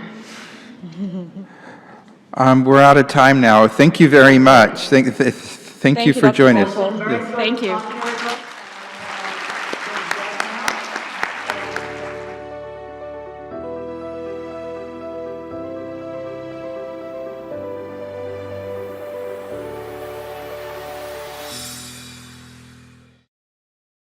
And it's my honor to introduce Dr. Alok Sharma. Dr. Alok Sharma is the professor and head of the Department of Neurosurgery at LTM Medical College and Hospital in Mumbai, India. He is also the director of Neurogen Brain and Spine Institute and KLS Institute of Anti-Aging, both in Navi, Mumbai. He is the president of the Stem Cell Society in India and vice president of the International Association of Neurorestoratology. He has published 172 scientific papers, authored 24 books, contributed chapters in 19 textbooks, and made over 200 scientific presentations. He is a world-renowned pioneer in the field of cellular therapy for neurological disorders, having treated more than 12,000 patients from 75 different countries. His landmark accomplishments include the publication of the world's first scientific paper on the role of cellular therapy in autism. He has revolutionized the management of neurodevelopmental disorders with his innovative combination of cellular and integrative therapies. For this, he has received several international and national awards, such as the Rose of Paracelsus Award from the EMA Oxford 2016, the European Award for Best Practices, Brussels 2018, the Bharat Gaurav Award, London 2019, the Newton Universal Legendary Award, Boston 2022, the Sino-Phil Asia International Peace Award, Manila 2023, etc. Let's welcome Dr. Alok Sharma.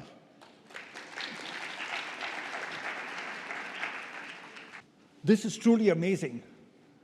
To be in Dubai, to be at this wonderful international conference for autism and neurodevelopmental disorders, but most important, to be able to give a talk immediately after Temple Grandin. What an honor.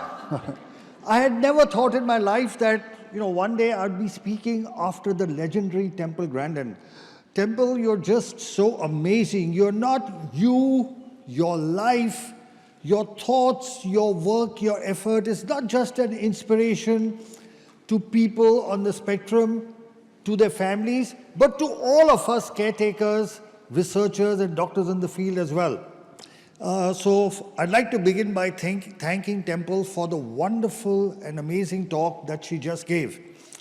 I'm going to speak on a new topic, that's regenerative medicine in autism spectrum disorders. When I give a talk, I like to begin with this picture. This is a picture, this is a painting, a huge painting, the size of this entire wall, which I found in a hospital in Howlin, Taiwan. And when I entered that hospital, I asked them, why is this picture here? They said, this is a picture of Lord Buddha going into the jungle to heal. And they said the job of the physician is to reach out to people who are in suffering and heal them. So that's what we have to do, reach out and help those in need of healing. Now, if you look at the increasing prevalence of autism, it is actually unbelievable and incredible that the world has not taken notice of what's happening. You look and see in 2004, the incidence was 1 in 166. In 2023, it has become 1 in 36. At this rate, in the next 2 decades, every third child will be on the autism spectrum. Okay, this is something we as medical professionals need to bring to the attention of society, of people, of governments, of administrators and rulers, that this is unprecedented and that the facilities to take care of these children do not match up to the increasing incidence. There are about 70 million kids on the planet. That's 1% of the world's population. It's like a huge percentage of people. So the current situation is that, you have a child who has some symptoms, the parents notice, you go to the doctor, therapist, get a diagnosis, and they say what you can do is therapy, you start the therapy and you're back to where you were. So what's new? What am I going to be talking in this talk that's different? First, the concept of neurodiversity. And this is what Temple spoke of, okay? That we have to see how people on the spectrum are diverse, that they are not less than, they are different, that they have uneven talents and skills. So the concept of neurodiversity, because now there are going to be so many people on the planet that you can't look at them in the way that we've been looking at them earlier. The other exciting thing, and I'm going to highlight that, is a better understanding of what's happening with the brain. And this is what has changed everything.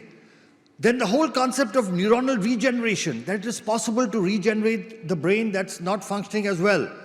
And the concept of multidisciplinary management, and of course the main base of my talk, which is cellular therapy. Now, what is new is that for the first time in medical history, we are now understanding which parts of the brain are functioning differently from neurotypical brains. And we have done scans, we've done a lot of research in this area, and you can see that list: the amygdala, the hippocampus, the parahippocampal gyrus, the cerebellum, the caudate nucleus, the mesial temporal lobes, thalamus, superior and middle temporal poles. So we've actually identified very clearly which parts of the brain are functioning less. We've also identified which parts of the brain are functioning more. Our focus so far has been on what these children can't do. What we also need to look at, which parts of their brain actually are functioning more than what neurotypical people do. And there are actually parts in the calcarine fissure, the Heschel's gyrus, cortical frontal areas that function more. They are hypermetabolic. So we need to understand this as well. And our work has been published in a landmark paper, among the first of it's in published literature in the World Journal of Nuclear Medicine, where we've clearly highlighted which parts of the brain work less and which are working more. Now, what we found here, and this is the only thing that we need to give attention to, because Temple again keeps talking of early intervention. She keeps talking about early intervention, and I'm going to show you the scientific base of the need for early intervention. And that is this. If you look at this graphic, you will see that, you will see that the brain metabolism over the years keeps on declining. So what you see in light green is how the brains of neurotypical kids, the brain metabolism keeps on increasing. Whereas children on the spectrum is the light blue, you can see it keeps on declining. What does this mean? It means the earlier we treat the children, the early intervention is there, the better results, because the later you treat them, the hypermetabolism is actually increased. So the old thinking was that once the brain is damaged, you cannot regenerate it, and the new thinking is it's possible to regenerate the brain through cellular replacement and repair. The other thing that has changed in autism is the concept of multidisciplinary management. So far what would happen is a person specializes in something and then that's all they would offer. So if you're a center that has occupational therapy, you focus on occupational therapy. You have a center that does speech therapy, you focus on that. But what is the need is a multidisciplinary management, which includes everything, all the things listed, and cell therapy, which I will talk about, is one of them. So there is no one silver bullet. The management of autism will be multidisciplinary. So look at that. On the left-hand side, you see a fractured bone. And I ask yourself, will you give rehabilitation to a person with that fractured bone? Would anybody give physiotherapy on a broken bone? Now look at the left. You go to an orthopedic surgeon, you get it fixed, don't you? And now you give rehabilitation. But in autism, we do exactly the opposite. On the left-hand side, the blue area is the hypermetabolic brain. We are giving rehabilitation on a brain that's not functioning optimally, and then we are expecting results of a normal brain. It won't happen. But through cellular therapy, you can see on the right-hand side, the brain has started functioning again. Now, if you give rehabilitation, you are bound to get better results. So cell therapy is a promising new modality where you use healthy cells to replace damaged cells. So that's the brain damage, and you can see that there is recovery. So now look and see what are stem cells. So the word stem comes from the stem of a plant, and just like from the stem of a plant, you can have leaves, fruits, everything else. There are some cells from which all the other cells arise. So the way stem cells work is they multiply, they convert into other cell types, they improve the blood supply, and they release certain positive growth chemicals, and because of that, they repair, they regenerate, and they replace damaged tissue. Cells are of two types. You can be autologous, when you take from the patient, put it back in the patient, or donor cells, when you take it from somebody else. There are different types of cells. You can get them from the embryo, but this is very controversial, so we do not use it. You can get them from the umbilical cord.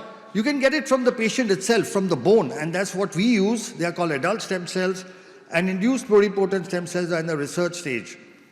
So we work with adult stem cells because they are safe, they don't form tumors, they have no rejection, they are easily obtainable, and there are no ethical issues.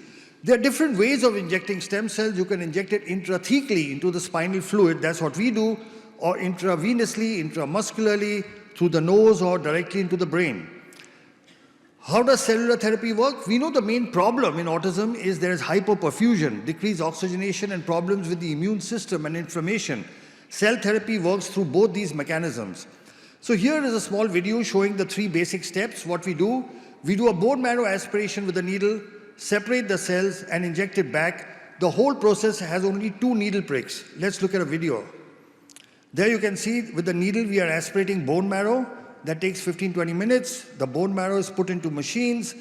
It separates the cells, and once the cells are ready, with a very thin needle we inject it back. Just 2 needle pricks. And we take cells from the child and put it back into the child. So let's review what the world literature says. So there are a total of 33 clinical studies, published papers, which show a 80% success rate, 33 worldwide papers. And if you see a review of literature, the world's first scientific paper was published from India. It was by us. We also published the 6th one. The others came from China, Italy, America, etc. So this is the world's first paper on cell therapy in autism, which we published in 2014. This was our paper, and it showed 91% of the patients improved. The second paper came from China. Here again, they showed an 88% improvement. The third paper came from the United States by Dawson, again showing 90% improvement. This another paper from the United States by Kimberly et al. Showing 90% success rate. This paper by Martinez from Mexico showing a 95% success rate. This paper from Vietnam by Thang et al. Which showed a 93% success rate. This paper from Italy, which showed a 78% success rate.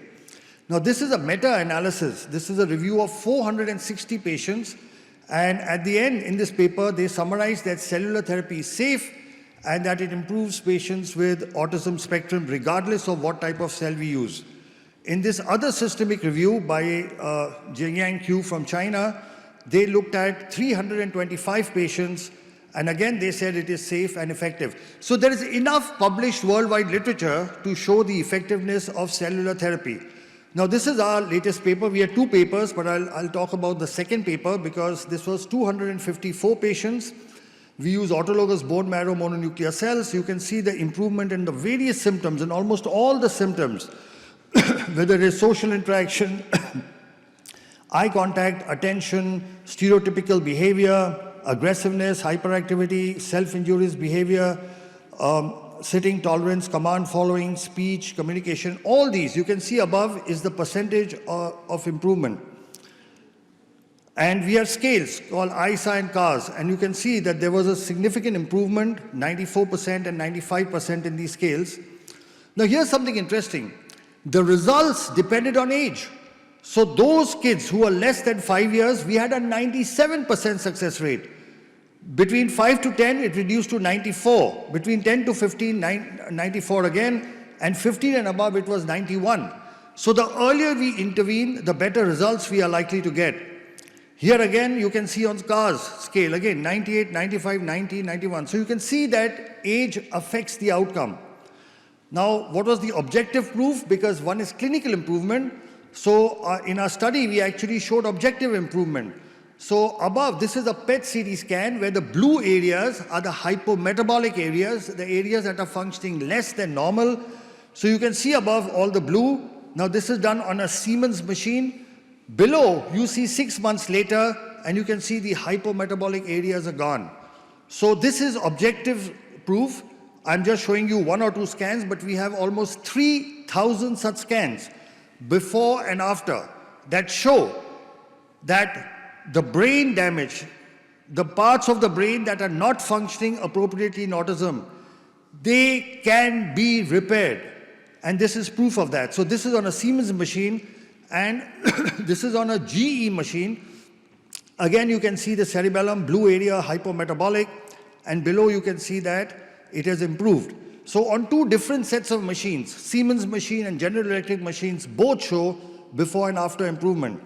We have a total of 6 scientific publications in the results of cell therapy in autism. And now international books, medical books are introducing chapters. So in this book on recent advances in autism, there's a chapter, Stem Cell Therapy in Autism Spectrum Disorders, and they've asked us to write the chapter. So we've written the chapter for this book.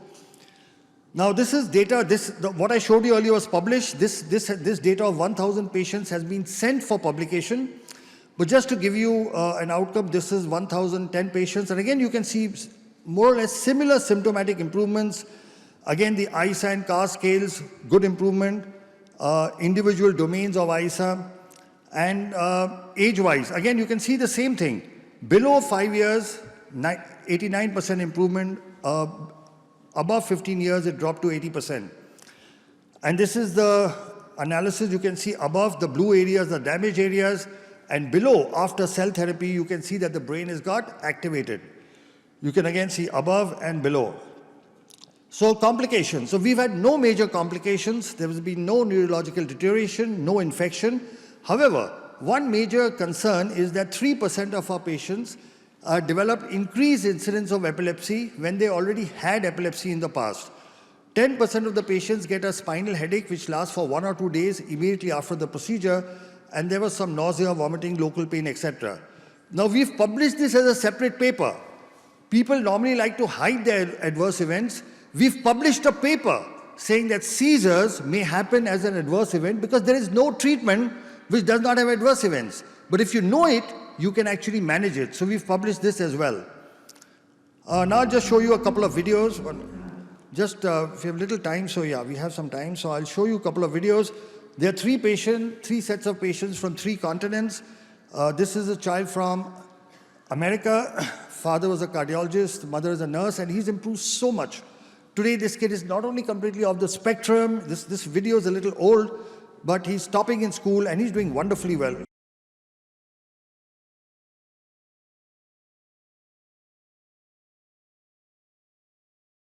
I couldn't get him to engage with me. I couldn't get him to give me eye contact. Over time, he started to lose a lot of vocabulary.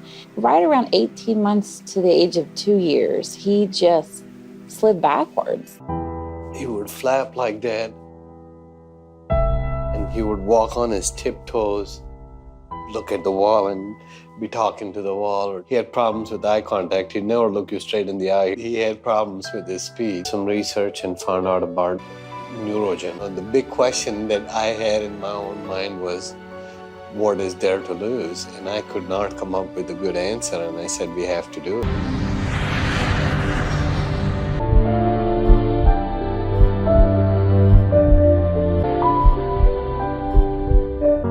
We started seeing better eye contact, definitely a difference in his engagement with us, with his sibling, his mood. He was so much calmer. Now he's all about taking his own shower. I have to just prompt him to get out, but he'll wash himself and he'll put his clothes on. Saw the PET scan images.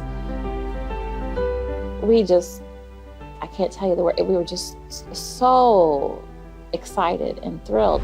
The areas that were hypoactive or non-active were warm. There was activity there. Ganesh has gone from the 3rd grade, 4th month reading level to a 7th grade, 1st month reading level in 5 months.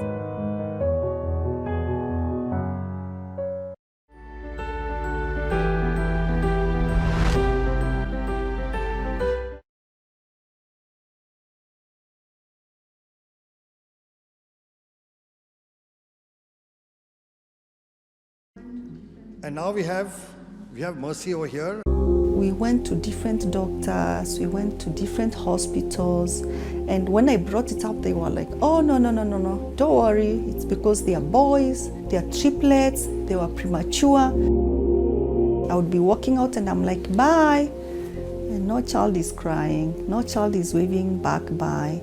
And by then, for sure, I knew that they should be doing that. The children had this behavior of disappearing. In fact, Eric disappeared 3 times in the middle of the night. The biting, the spitting, the scratching. How are we going to stop this behavior? We went to see the neurologist, and in 5 minutes, he said, these children are autistic. As parents, it was very traumatizing. First of all, we didn't understand what autistic means. So I decided to really get to read a lot about autism. I remember the first time I read about stem cell. I was like, wow, this is really good. We had a lot of questions which we asked, and we got very clear answers from Dr. Sharma. The day of the stem cell itself came. Actually, I was a bit anxious, of course, but really I didn't have fear. A bit of apprehension, anxiety, of course, as a mother, but I knew they're in good hands. We put a needle in this pelvic bone and then we take out the bone marrow, which is the fluid inside the bone. The pure stem cells, once they are ready, a thin needle is inserted into the lower back. We inject the stem cells into the cerebrospinal fluid. It flows all the way up to the brain. Things that would have taken probably years to be accomplished in my sons, in like 8 months' time, we've really been able to come very far. Just with water. They used to defecate on their clothes, but now they can use the toilet. We've seen a lot of improvement in terms of spitting. The tantrums have reduced. Sleeping used to be a problem before, but at the moment, he is taken to his bed. It takes a few minutes and he is asleep. See my son's cycle. You try to make them understand what it is to pedal, and they couldn't. But after stem cell, when we arrived in Kenya the following day and we went out, and these guys could cycle.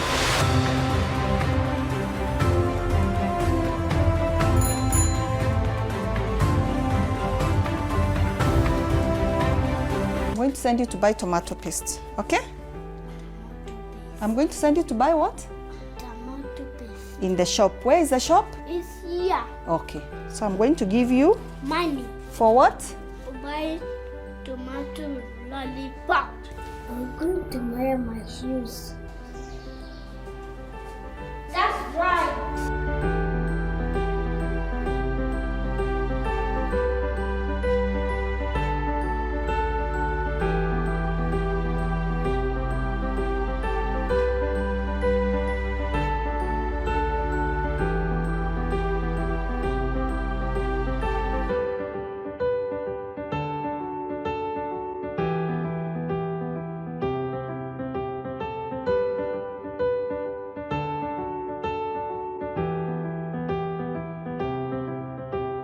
Parents ask me, so do you really think stem cell works? And I'm like,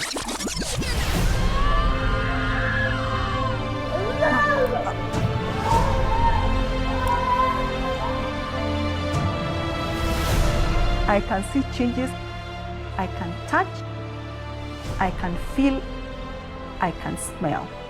Of course, for me, stem cell works. I'll do it until my children get well.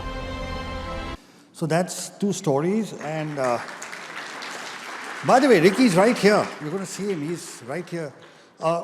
We are short of time, so I won't talk much about cerebral palsy, but this is a paper. It works just as well in cerebral palsy. We've got 15 articles, chapters in textbooks, and that's the brain damage before in cerebral palsy. That's after. You can see the improvement. Then in intellectual disability, it works as well. We have the world's first scientific paper. We've treated more than 12,000 patients from 75 countries, total of 106 papers and 16 books. And I'd just like to share the views of our Honorable Prime Minister. मैं Japan गया, तो Japan मेरे कार्यक्रम में मैंने एक कार्यक्रम क्या जोड़ा? मैं वहाँ एक नोबेल लॉरिएट साइंटिस्ट याकामाहा को मिलने गया। मैं इसलिए किया गया कि उन्होंने स्टेम सेल के अंदर जो रिसर्च की है, मैंने जितना पढ़ा था तो मेरे मन में आया था शायद इनकी एक खोज हमारे काम आ सकती है क्या है।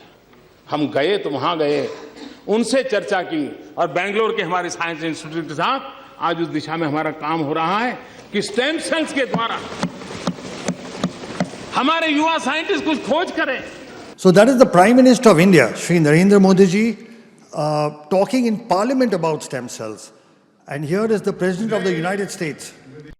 Today, with the executive order I am about to sign, we will bring the change that so many scientists and researchers, doctors and innovators, patients and loved ones have hoped for and fought for these past 8 years. We will lift the ban on federal funding for promising embryonic stem cell research.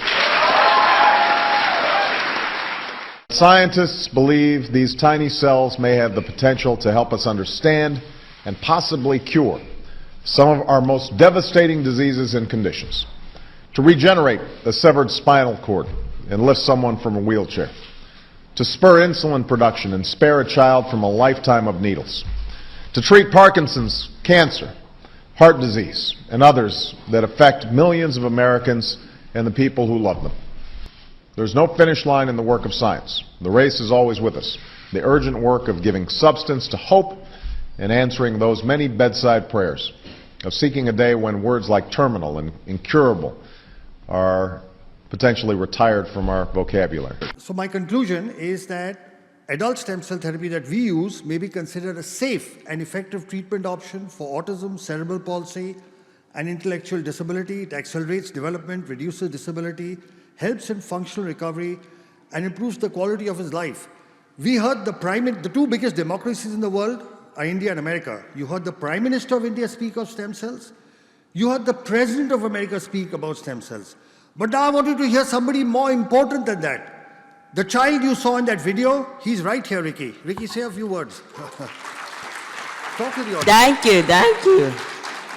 Say something. Thank you, everyone. I like to say thank you for giving me the neurogen stuff which we made.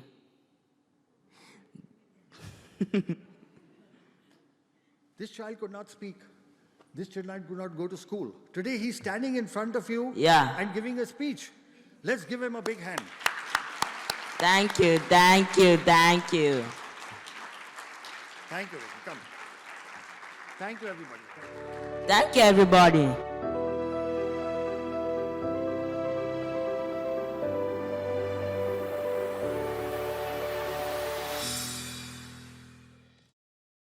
It is really my privilege to introduce this next speaker. When Dolly told me that I was going to be introducing him, I said, "Are you sure you want me to introduce him?" Well, I'm here, so I guess she was sure.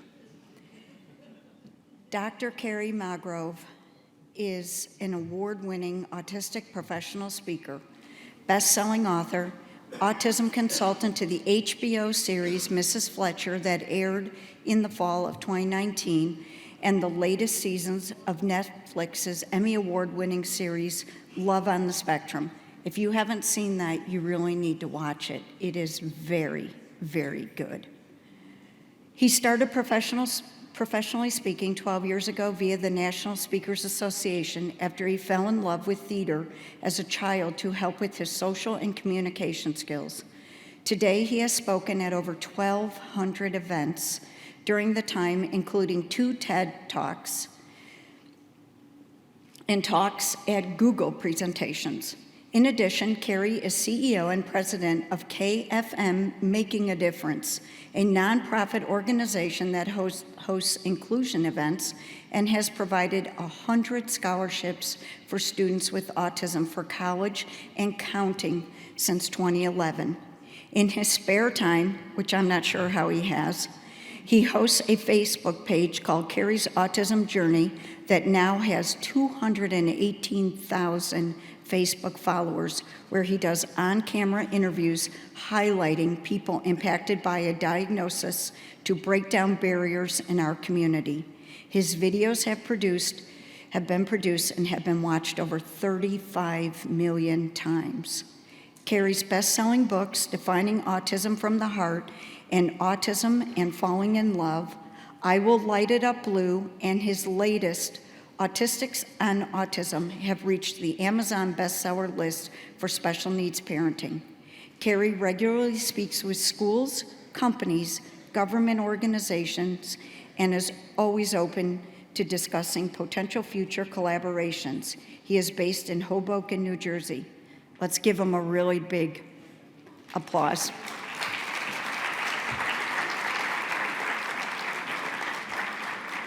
He's got a video that's supposed to be starting.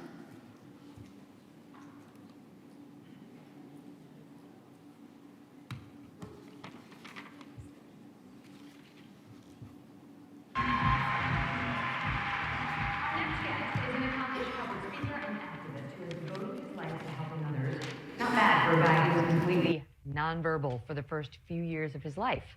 But once Kerry Magro found his voice, he had a lot to say. My parents have always told me I'm special, so why am I special? And then later on, I realized that I'm even more special because I have autism. Kerry Magro's childhood was marked with rough patches. He was completely nonverbal at age 2 and diagnosed with autism at age 4. I just remember having difficulties trying to explain myself to the world around me. When Kerry did speak, he struggled to express himself. Most of my memories were simply just about that kid who wanted to communicate with the world around him, but didn't have the verbal means of actually doing that. His mother, Suzanne, remembers watching her son have a hard time adjusting to the outside world. He turned 2 and he was scared of everything. He was scared of the water, he was scared of the rain. But as the years went on, Kerry slowly began to find his words.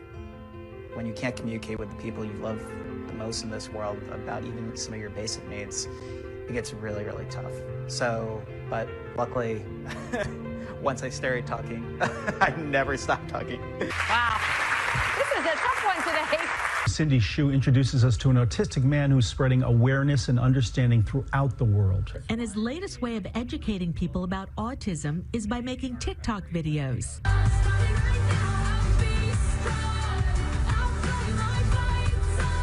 I received over 4.1 million views on TikTok, and I just had so many parents, educators, family members who just wanted to learn more about autism, and they were like, keep going, keep doing what you're doing because it's making a difference. In college, he started a nonprofit called KFM Making a Difference, which awards autistic students with college scholarships. He later earned his doctorate in education.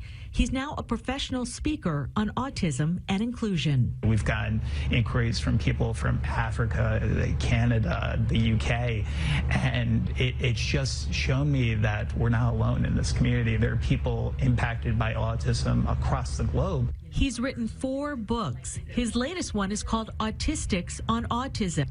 All proceeds will go to his scholarship foundation. You are going to find 100 amazing autistic adults' stories of how they were able to navigate their adolescence and ultimately succeed in their journeys. He says most publicly funded services end for autistic children when they age out of school, so that could be late teens.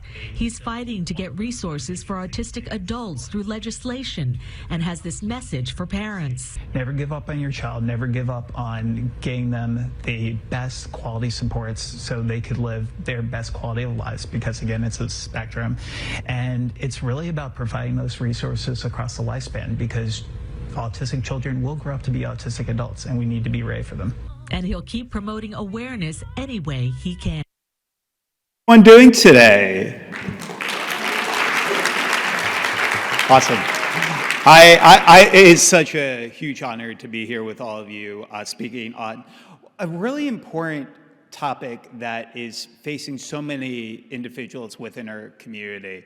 And honestly, today, with over 70 million people worldwide having some form of autism diagnosis, it's really important that we do our utmost to do a few quick things. The first one is to realize that autism is just one word trying to describe millions of different stories. My dear friend Stuart Duncan has that comment, and when you meet people with autism, it's really important to meet them where they are in their development. Autism is a very, very wide spectrum. The last time we were here in Dubai, ironically enough, was in 2016. And one of the speakers at that conference with me, his name is Dr. Stephen Shore, an internationally known public speaker who himself is autistic, says if you met one autistic person, you've met just that one autistic person. So let's keep the conversation going on meeting each individual where they are in their own development. So some housekeeping notes today. I'm an avid note taker during all these presentations. So typically I'm the guy sitting in the front row taking a photo of every single slide so I don't miss anything. So we're going to be providing you the PowerPoint slide notes from today's presentation. There will be a QR code at the end of today's presentation. You can scan that with your phone.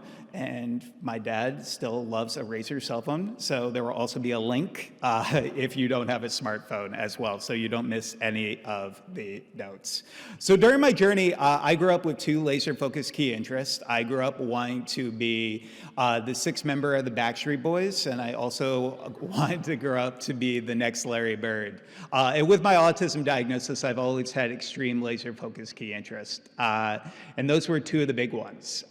Sports helped me with a lot of my fine motor skills growing up with autism. In addition to having autism, I also have a dual diagnosis of dysgraphia. It's really important that when we meet individuals where they are in their own development, that we look for comorbidities.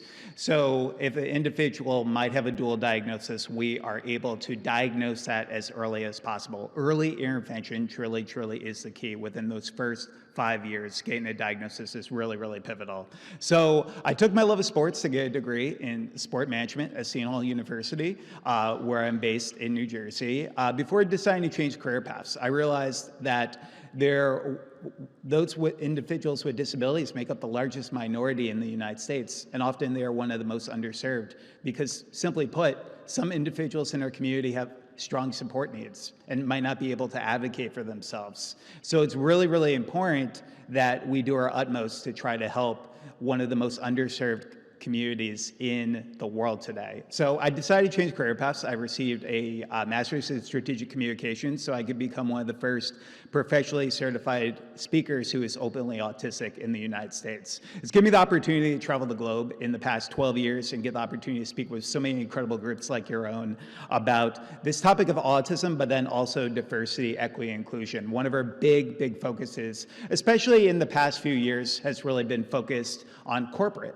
and really focused on helping those with autism find meaningful employment and tapping into one of the most untapped talent pools that employers should consider. So really quickly today, and again, this was a journey, I want you to imagine something really quickly.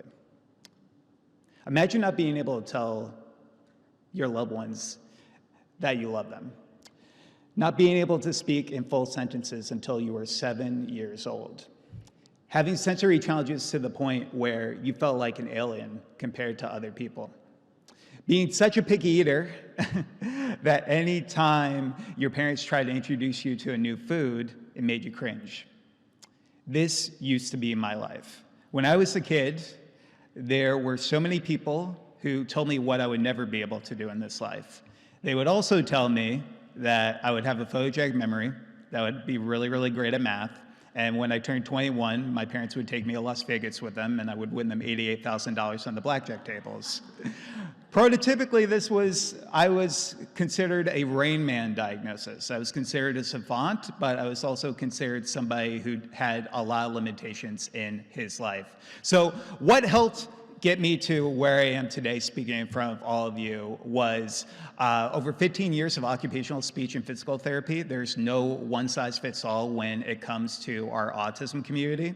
One of the first movies I ever got the opportunity to consult on was a movie from Warner Brothers called Joyful Noise, starring Queen Latifah and Dolly Parton, based on one of the characters in that film having autism.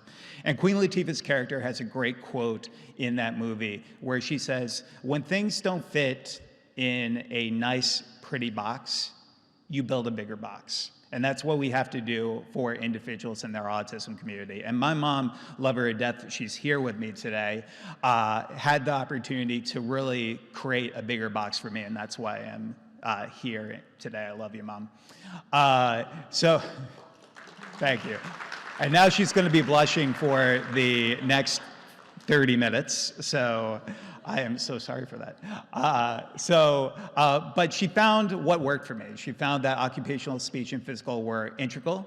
Using my key interest of being the sixth member of the Backstreet Boys to find music and theater therapy as an integral way of helping me with my sensory processing challenges. Also including reward systems and token systems as a way of helping me build on my self-motivation, especially when I was initially diagnosed with autism when I was 4 years old. And then also positive reinforcement practices.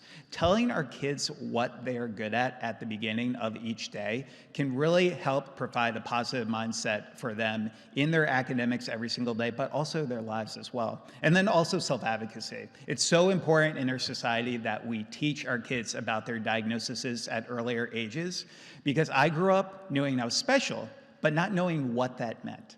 So for years in my life, it was just me going to specialized children's hospitals and finding services and seeing kids lining up blocks and lining up their toys. And I was always like, these individuals are special just like me, but why am I special? And it was so life-changing to learn about my diagnosis. So my background today, I would say about 80% of our annual referrals are in speaking with diversity, equity, inclusion groups, employee resource groups, about tapping into this untapped talent pool. Some of the things that you should know is that those with autism, on average, are more likely to stay at a job longer.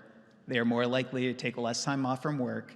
And when we talk about the majority of reasonable accommodations, I speak to so many companies, even globally, who say, well, Kerry, I'm not sure if I could actually hire somebody who's on the autism spectrum because I think it's going to affect the bottom line. And a lot of people don't know this. The majority of reasonable accommodations cost absolutely nothing. And when they do, it's typically just an onboarding fee of around $500 to $1,000. So let's start changing the conversation. I took my love of theater when I graduated from college to really just get involved with the entertainment industry. I got to meet a wonderful man named Todd Graff, who was directing this movie called Joyful Noise. And I told him about how theater had an impact on me growing up on the autism spectrum. And he was like, Kerry, would you like to be a consultant on this film? I didn't actually know this was a job that people could get paid for, and I thought I was getting punked at the time, and I thought it was just like a practical joke that my parents kind of like threw at me from like a family friend. But within just a few days, I was working on this Hollywood film with one of the characters having autism, and we've now got an opportunity to work on a wide range of films and TV shows today that focus on autism-related characters, because representation truly, truly matters within our community, and seeing more individuals with disabilities on the screen today. I took my love of trying to support the disability community to start a 501c3 nonprofit organization called KFM Making a Difference, where we provide not only peer mentoring for individuals with developmental disabilities from the ages of 16 to 24, but we also provide 130 scholarships for autistic students to pursue a post-secondary education in the past 9 years. And 100% of our 100 of our scholarship applicants actually wrote a chapter for our book, Autistics on Autism, where 100% of the proceeds from this book that came out last year go directly back to support our nonprofit organization. So along the way, one of my mentees, when I was just starting off my nonprofit, said to me, Kerry, how do I learn more about the autism community from people who are actually impacted by autism? And I didn't have any resources to share with him, really. So I thought to myself, why not write a book? I assumed it would sell 50 copies and be a good Christmas gift for my parents.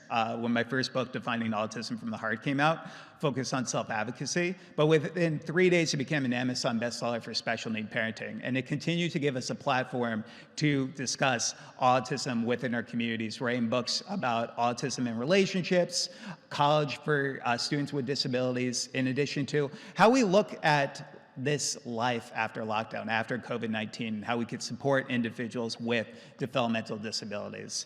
And one of the most fun things I get to do as part of my job is I get to meet local self-advocates, and I get the opportunity to nurture their self-advocacy.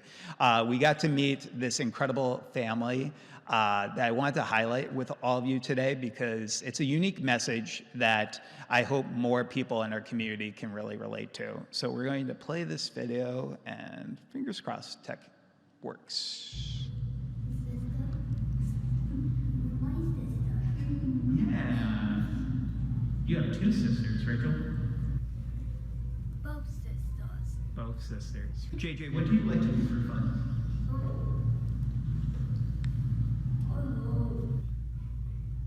Checking on movies. TV shows. His personality is amazing. He's so funny. He doesn't even know it. Like, he doesn't know how funny he is, which makes it better. I love how JJ makes these movies, and he uses the stuffed animals, and he shows us to all of us, and I think it's really cool. What is one of your favorite things about your sister? Like that. JJ liked it. I was with Katie. Yeah, okay, yeah. What do you like about me? Yeah, me. Yeah. What do you like? Television. Okay. I don't like how people treat autistic kids different because they're exactly like us. They have feelings too, and they act like autistic kids don't have feelings.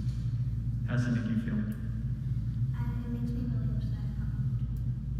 For siblings who might be watching this at home, what would you like them to know if they may have a brother or sister who's on the autism spectrum? Celebrate accomplishments, encourage them to do the best that they can. We have a good family. Yeah.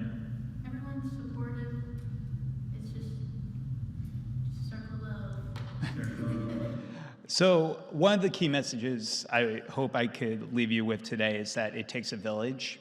And you have to realize that regardless of where you are in this journey, whether you're an educator here today, a therapist, a parent, or a self-advocate, it's important to know that every single individual in your lives can hopefully become part of this village to make sure that we're providing reliable autism resources across the lifespan for our over 70 million individuals who are autistic today. So every single place I go to speak, I've had the opportunity to travel the globe and get the opportunity to share my story, but I realized that many individuals in our local communities didn't have an opportunity to share and lift their voices. So I started a video series as part of my Facebook page, Kerry's Autism Journey, where we now get to not only nurture self-advocacy in these young individuals, but also give them a platform to hopefully break down barriers and biases within our community. We've highlighted everyone from a 6-month-old with Down syndrome in the Bahamas all the way to an Army veteran with cerebral palsy who didn't tell his platoon that he had cerebral palsy so he could fight for our country. So it was truly, truly remarkable. The other big note I hope I could leave you with today is that girls with disabilities often fall through the cracks in our society. We see this so much with so many girls being able to bear masks, different characteristics such as stimming, such as known as self-stimulatory behavior. There are some individuals who fall through the cracks because of that. We're going to skip this video and maybe come back for it if we have a little bit of time. But what I will tell you about Rachel's story is that Rachel is a truly amazing individual who didn't get diagnosed until she was a little bit older. And it was because of, again, so much stigma in our communities is focused on boys with disabilities. Now, we're not only talking about autism, but we're talking about ADD, ADHD, and the neurodiverse lens that we talk about in our communities. In addition to that, when we talk about this topic of autism, we need more not only government organizations, but we also need more travel destinations to go about certification. I've had the wonderful opportunity to collaborate with a group called IBCCES, who do certified autism centers around the country. We just spent yesterday at Aquaventure at Atlantis, and they are a certified autism center. We got to see sensory guides that they had for different rides, which told you how much sensory processing each ride specifically had. And it was just so amazing to see the structure there, especially to bring families of autistic children to our parks. It was truly an amazing thing to see. In addition to that, when we talk about this, it's also just great to reduce stigmas. One of the great things about certified autism centers is that they train up to 80% of their employees on autism and sensory awareness in the hopes of helping these individuals understand a little bit more about how to approach our community. So how I got involved in making the world more inclusive, my interest in certification started with wanting to host more sensory-friendly meetings in my home state of New Jersey. For the past 10 years, I've played an autism and sensory-friendly Santa Claus, where we had the opportunity to meet children with disabilities at their level to really, truly support them, especially from a sensory processing perspective. So I decided to join a board called IBCCS based in Jacksonville, Florida in 2019 to support this community. So during my work in public speaking, one of the most interesting experiences I had was when I was speaking at a Fortune 500 company, and we were speaking about diversity, equity, inclusion, and one of the individuals in there asked me if every single person who has autism grows up to be the good doctor. If anyone has seen The Good Doctor is a show on ABC focused on Dr. Sean Murphy, a savant who is on the autism spectrum. And that is why we need to make sure people realize that autism is not only in children, but there are going to be individuals in our workplaces that you meet in the future who are also going to have these diagnoses. And not every single person you meet will end up fitting in this lens of the Rain Man, good doctor stereotype. So that's the other big thing. We have to realize that autism has no look. Typically, the two most common things people say to me when they come up to me for the first time is they say, Kerry, you have autism, but you don't look like you have autism. And then also, Kerry, you have autism, but you look so normal. Disability has no look. And it's important that we not only discuss this, because it's also important about promoting kindness. When we talk about our society, there are going to be people that you meet who you're only going to see the challenges that may face on the surface. You're not going to know what's going on in day-to-day lives.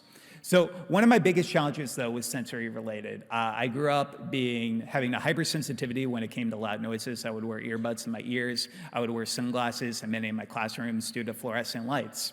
So luckily, though, I had not only a great occupational therapy team, but I also had an in-house occupational therapist who truly, truly helped me.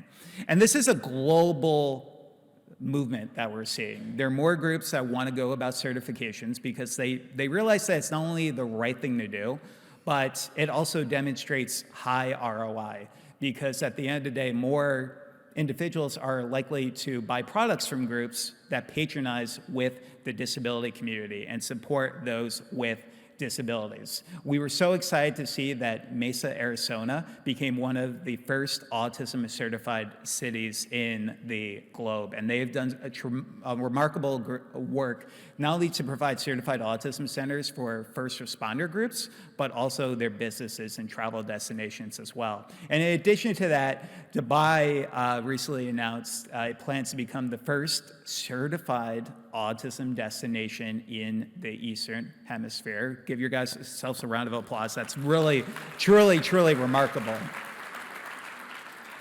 And we need more individuals like yourselves championing this cause. So we applaud Dubai for taking the necessary steps to make certifications like this possible, realizing the importance of the autism community. One of my favorite experiences I've ever had was at a certified autism center. After growing up as somebody who struggled with textural issues and having issues with water on my skin, there was always something soothing about playing with animals in the water. So I got to go to the Discovery Cove in Florida, which was at a certified autism center, and we got the opportunity to swim with dolphins. And I have terrible balance issues. I can't ride a bike for the life of me.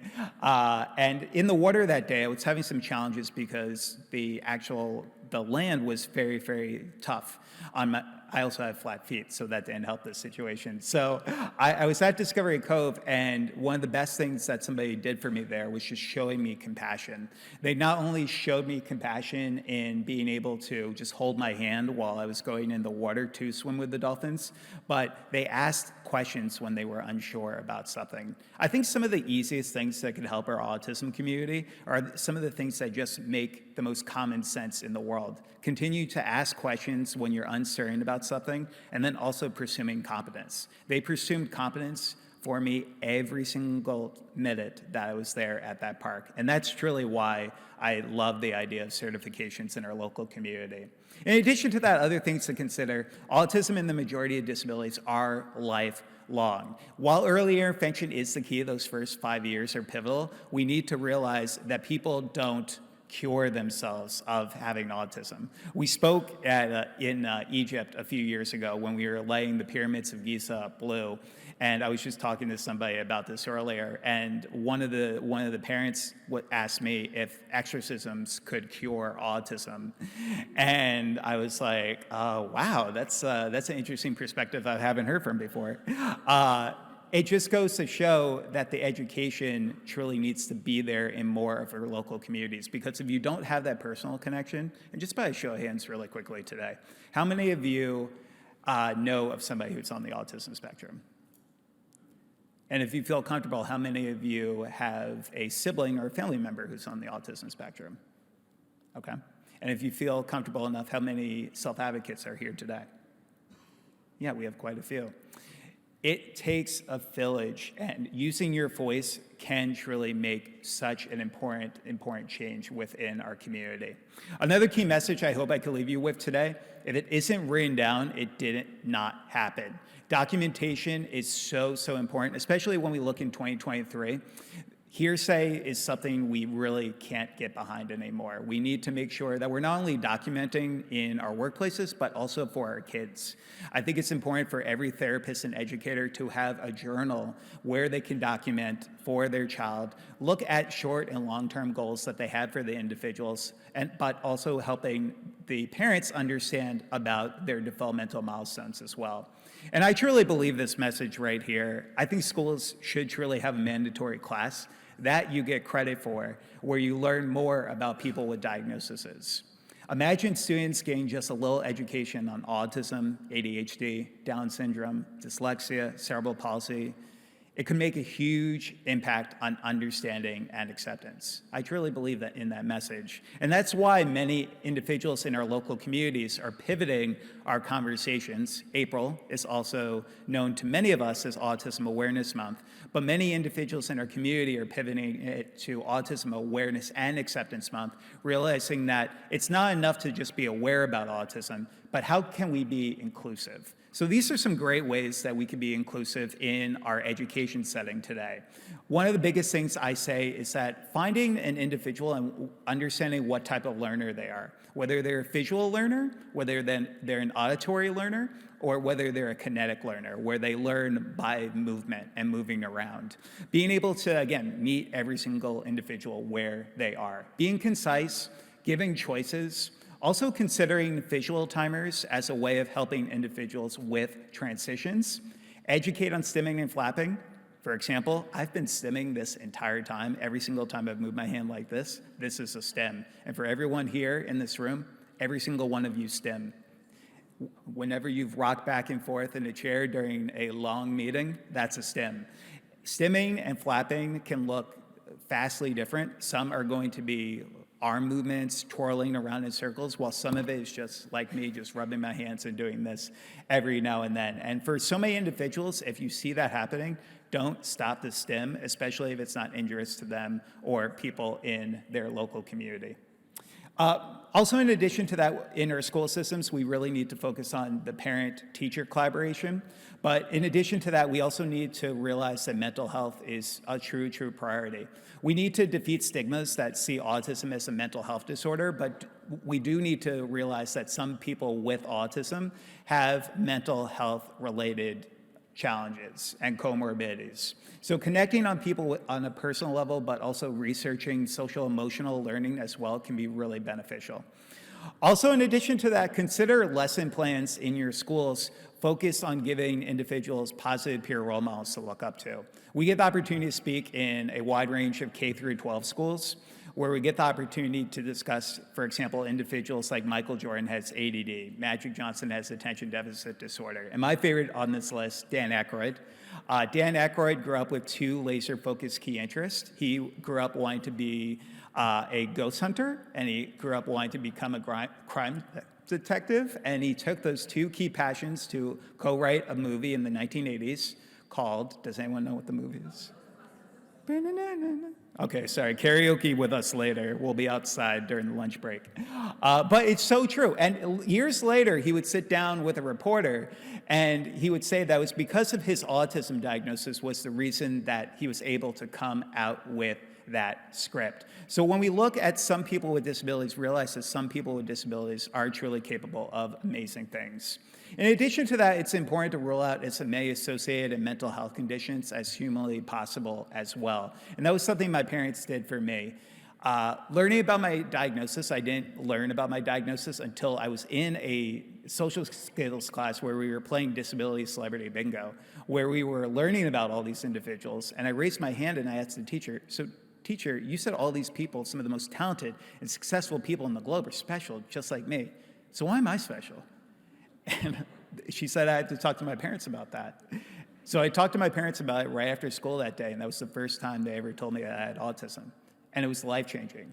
For so many years of not knowing why I was special, everything came full circle for the first time. And I started understanding why I was stimming, why I was wearing sunglasses in many of my classrooms, and everything just came to perfect sense for me. So it's important when we talk about this to have earlier conversations so when our children are in school, they can understand a little bit more about the accommodations that they may receive. Also consider having a dialogue with parents that you may know about the importance of a child's diagnosis as well. So in addition to that, what helped me is we need to emphasize that the key is communication, not speech. There's going to be individuals in our community, specifically where I'm based in the United States, 40% of all autistic people are either non-speaking or nonverbal. But one of the stigmas we have is that a lot of people think that they are unintelligent and have a low IQ. And that couldn't be farther from the truth. Most people on average, especially in the United States who are nonverbal, have an average to above average IQ. So we need to realize that also the key is communication, not speech, but just because somebody's nonverbal does not necessarily mean that they're unintelligent. There's some great global tools that you can use to understand how individuals in your communities communicate, such as the communication matrix. This is a free benchmarking tool that helps assess how individuals communicate within our local communities, from things like pre-attentional behavior, intentional behavior, and then also unconventional, and also helping you understand the differences between nonverbal and non-speaking, because there's a lot of stigmas around that. Nonverbal literally means no noises at all, no babbling at a certain amount of months a kid is growing up. Non-speaking could be something completely opposite of that. In addition to that importance of peer mentoring, I truly believe that every school system around the globe should have a strong peer mentoring program because it just makes sense. It doesn't affect the bottom line in our schools. Typically, it just takes an academic advisor 20 to 25 hours every academic year to put into place to give kids positive peer role models. It not only has been shown to lead to decreases in depression, anxiety, but it also helps from a bullying prevention perspective as well. And then social connections can lead to academic success. We need to educate our schools about the importance of providing more elective opportunities, but also more unified classrooms as well, helping individuals with and without disabilities be able to interact, not only to become more inclusive overall, but to help them have those social connections, because a little awareness can truly go a long way.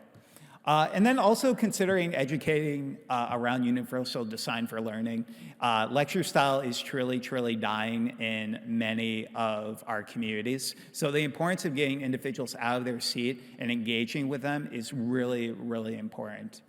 Hey, Mama Mags, how am I doing on time?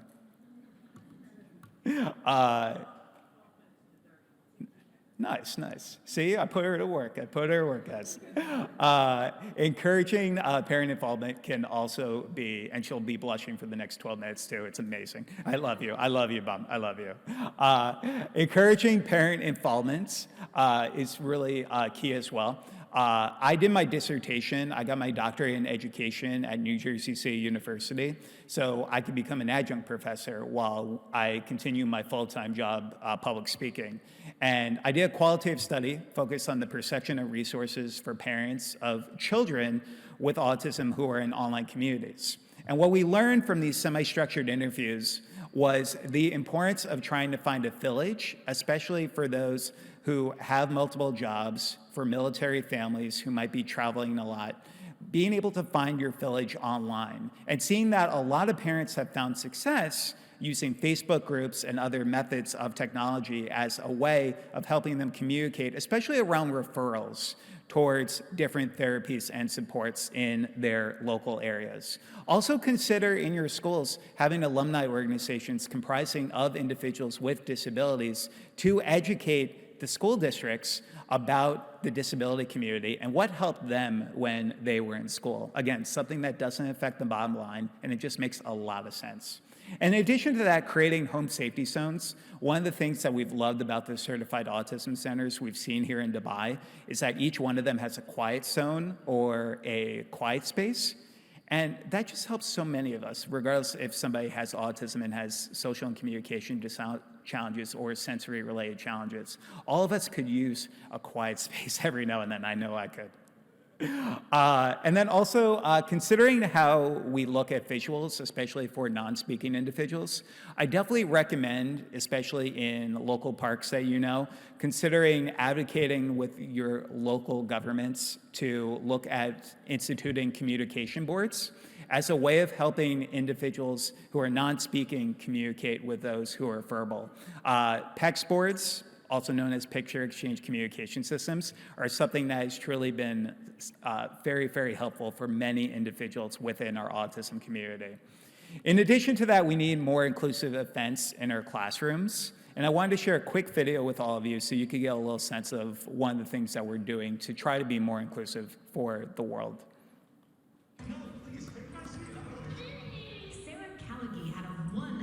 Meeting with Santa. The 8-year-old has autism and is nonverbal. Her father brought her to this event because this Santa's helper understands the challenges of autism firsthand. Santa also has autism. Such a special connection, special bond. The helper is actually 28-year-old Kerry Magro. Diagnosed at 4, his sensory challenges prevented him from visiting Santa as a child. He created this event so others like him don't miss out. This event is more inclusive because we dim the lights, we turn down the sound and try to help them as much as we can. Just does a great job. It just takes his time. There's no rush. Most of the elves and Mrs. Claus are occupational therapists and special education teachers. The team visited with 181 special needs families, including 4-year-old Rusty Marsh. Is this the first time you've seen Santa? Yes. Is it? Yes. And was he a nice Santa?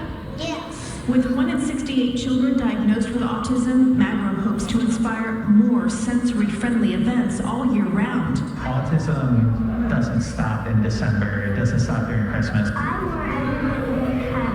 Santa says, "This is the best Christmas gift of all." This is the 3rd year of the event, and Magro's mom is one of those jolly elves.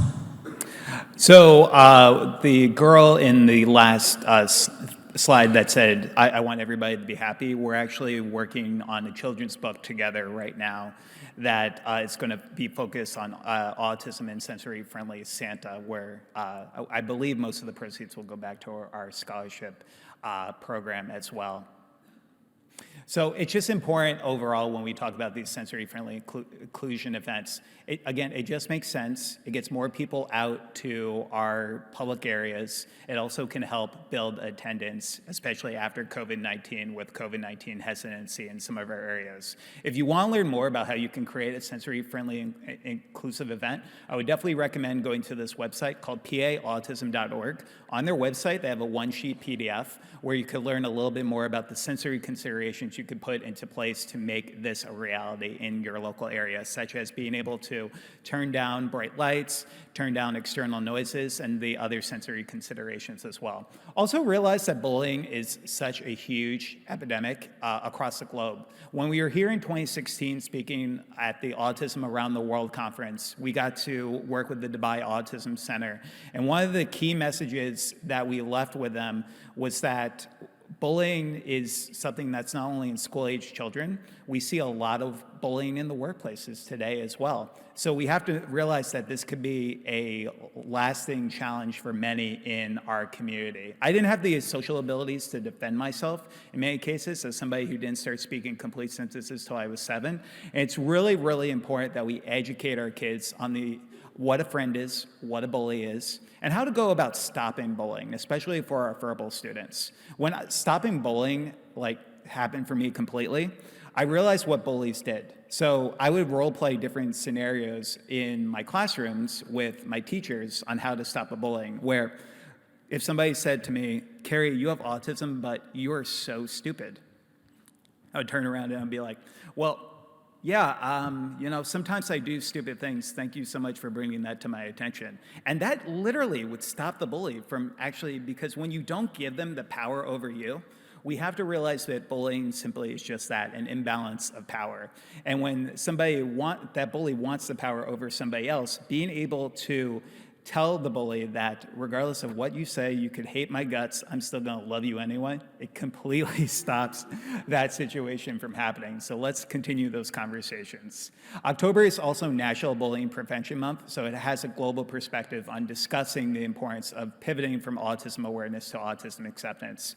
There's also going to be individuals in your community who would prefer to be called an autistic individual versus a person with autism. That's really, really important to understand. There's some individuals, especially in our autism and deaf communities, who find validation in their diagnoses. So in addition to that, when you look at things like low functioning and high functioning, it's really, really important to understand that I could speak in front of a room of 300 people like today and be considered quote unquote high functioning. But people don't see the struggles that I'm probably going to have to deal with tomorrow, recharging my batteries because of being able to speak, hearing the speakers and the loud noises going on. And during that time, I would not be considered quote unquote high functioning.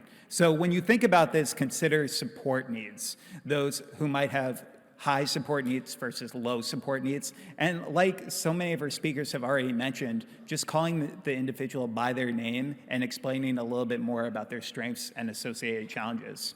So finally, the 10 things that really helped me get to where I am today speaking in front of all of you. The first thing is that we need to make sure that we're providing positive peer role models, that we're focused on the transition period as well. Our autistic kids will become autistic adults, and we need to be ready for them. I've given 2 TED Talks that are available to check out on YouTube, focused on adult autism, where we discuss this in more detail.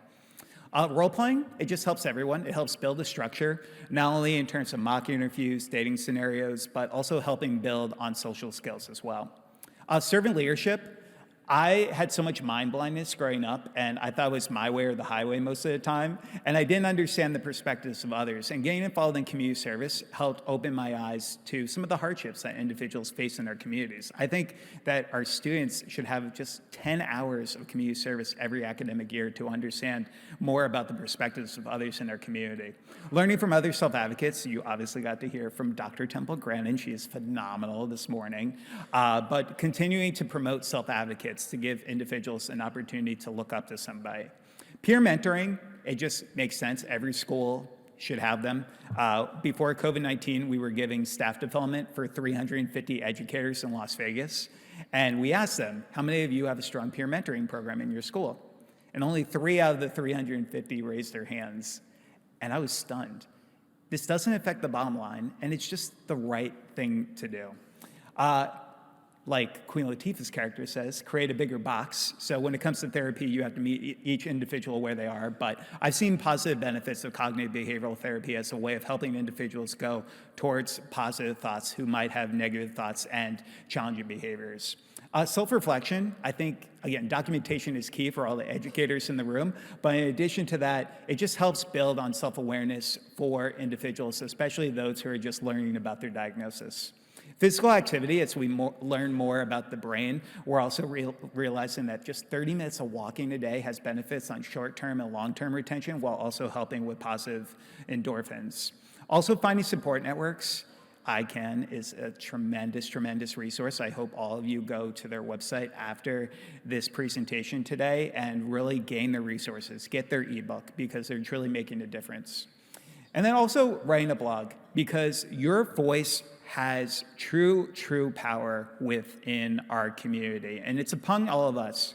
If I could leave you with any final message, is I hope you can be brave. I grew up being the kid who never wanted to tell anybody about my autism diagnosis because I was worried how everybody would feel when they heard that I had autism for the first time. And now today I go into the companies and they say to me, Kerry, I want to do professional development on autism, and I want to have you speak in my conferences, but I'm not brave enough to kind of talk about autism because it's such a sensitive topic. And with the numbers continuing to increase, not only where I'm from in the US, where it's 1 in 36, but globally, I want every single one of you in this room to be brave, because it's about our community and it's about supporting these individuals across the lifespan. So I like to say that autism can't define me, and I define autism. And I can only hope that regardless of any single journey that any of you have in this life, that you can go out there and you can define your lives and your journeys in the way that you best see it every single day. And if you need any help getting started in these conversations, please stay in touch. Thank you all so much for having me here today.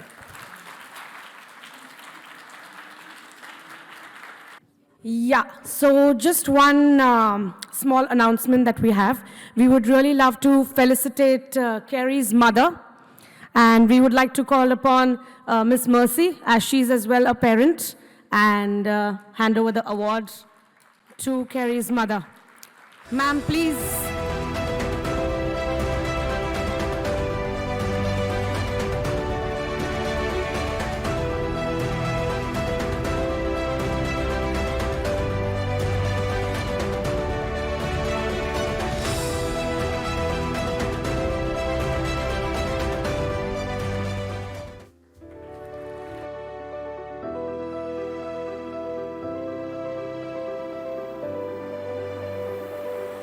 Now, it's a true honor to call Dr. Nadia Al-Saig on stage. She's our chief guest. Please, all of you all, a big round of applause for ma'am.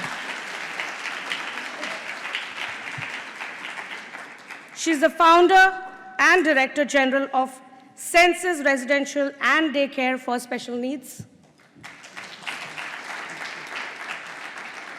We would really like to felicitate ma'am, as Senses has been the strategic partner for ICAN.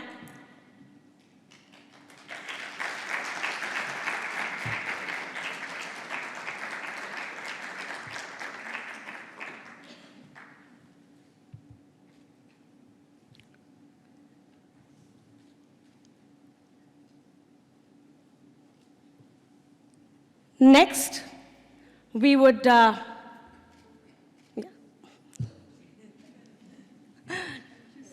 social media. Yeah.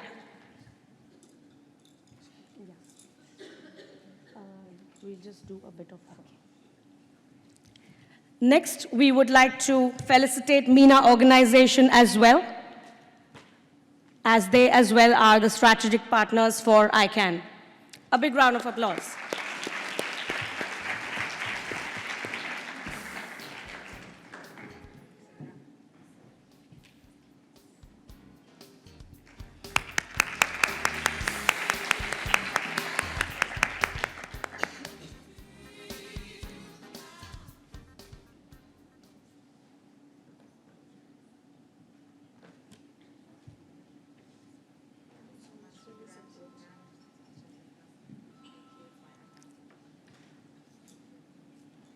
Thank you so much.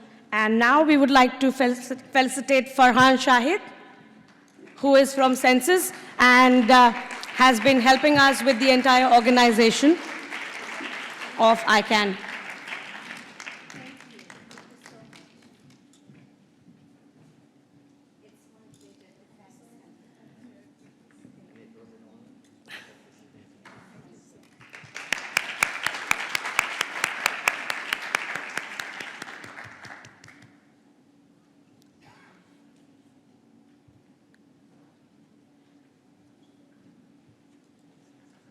So thanks to one and all for helping us putting this show up.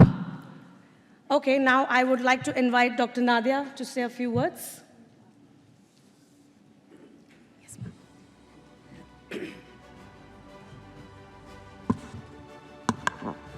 بسم الله الرحمن الرحيم والصلاة والسلام على خير الأنام محمد المصطفى وعلى آله وصحبه أجمعين.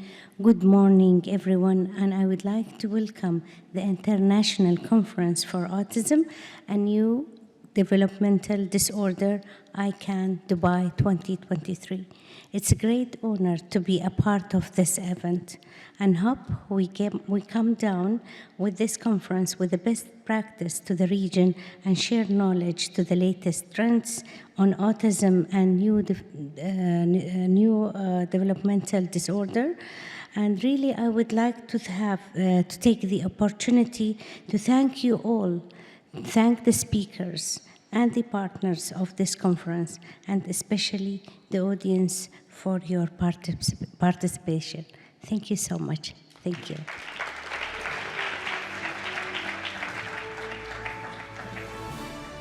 So now we will be inaugurating our book, Treatments for Autism. As we did see in the film, it was earlier already inaugurated in English, but now we are inaugurating it in Arabic language. So ma'am would do the honors.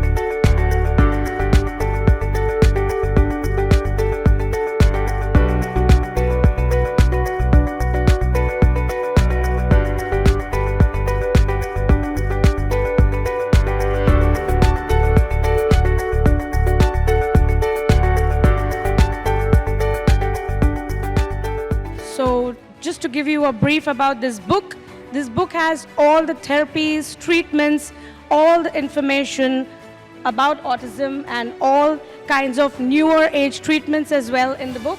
You can have a copy online on our website.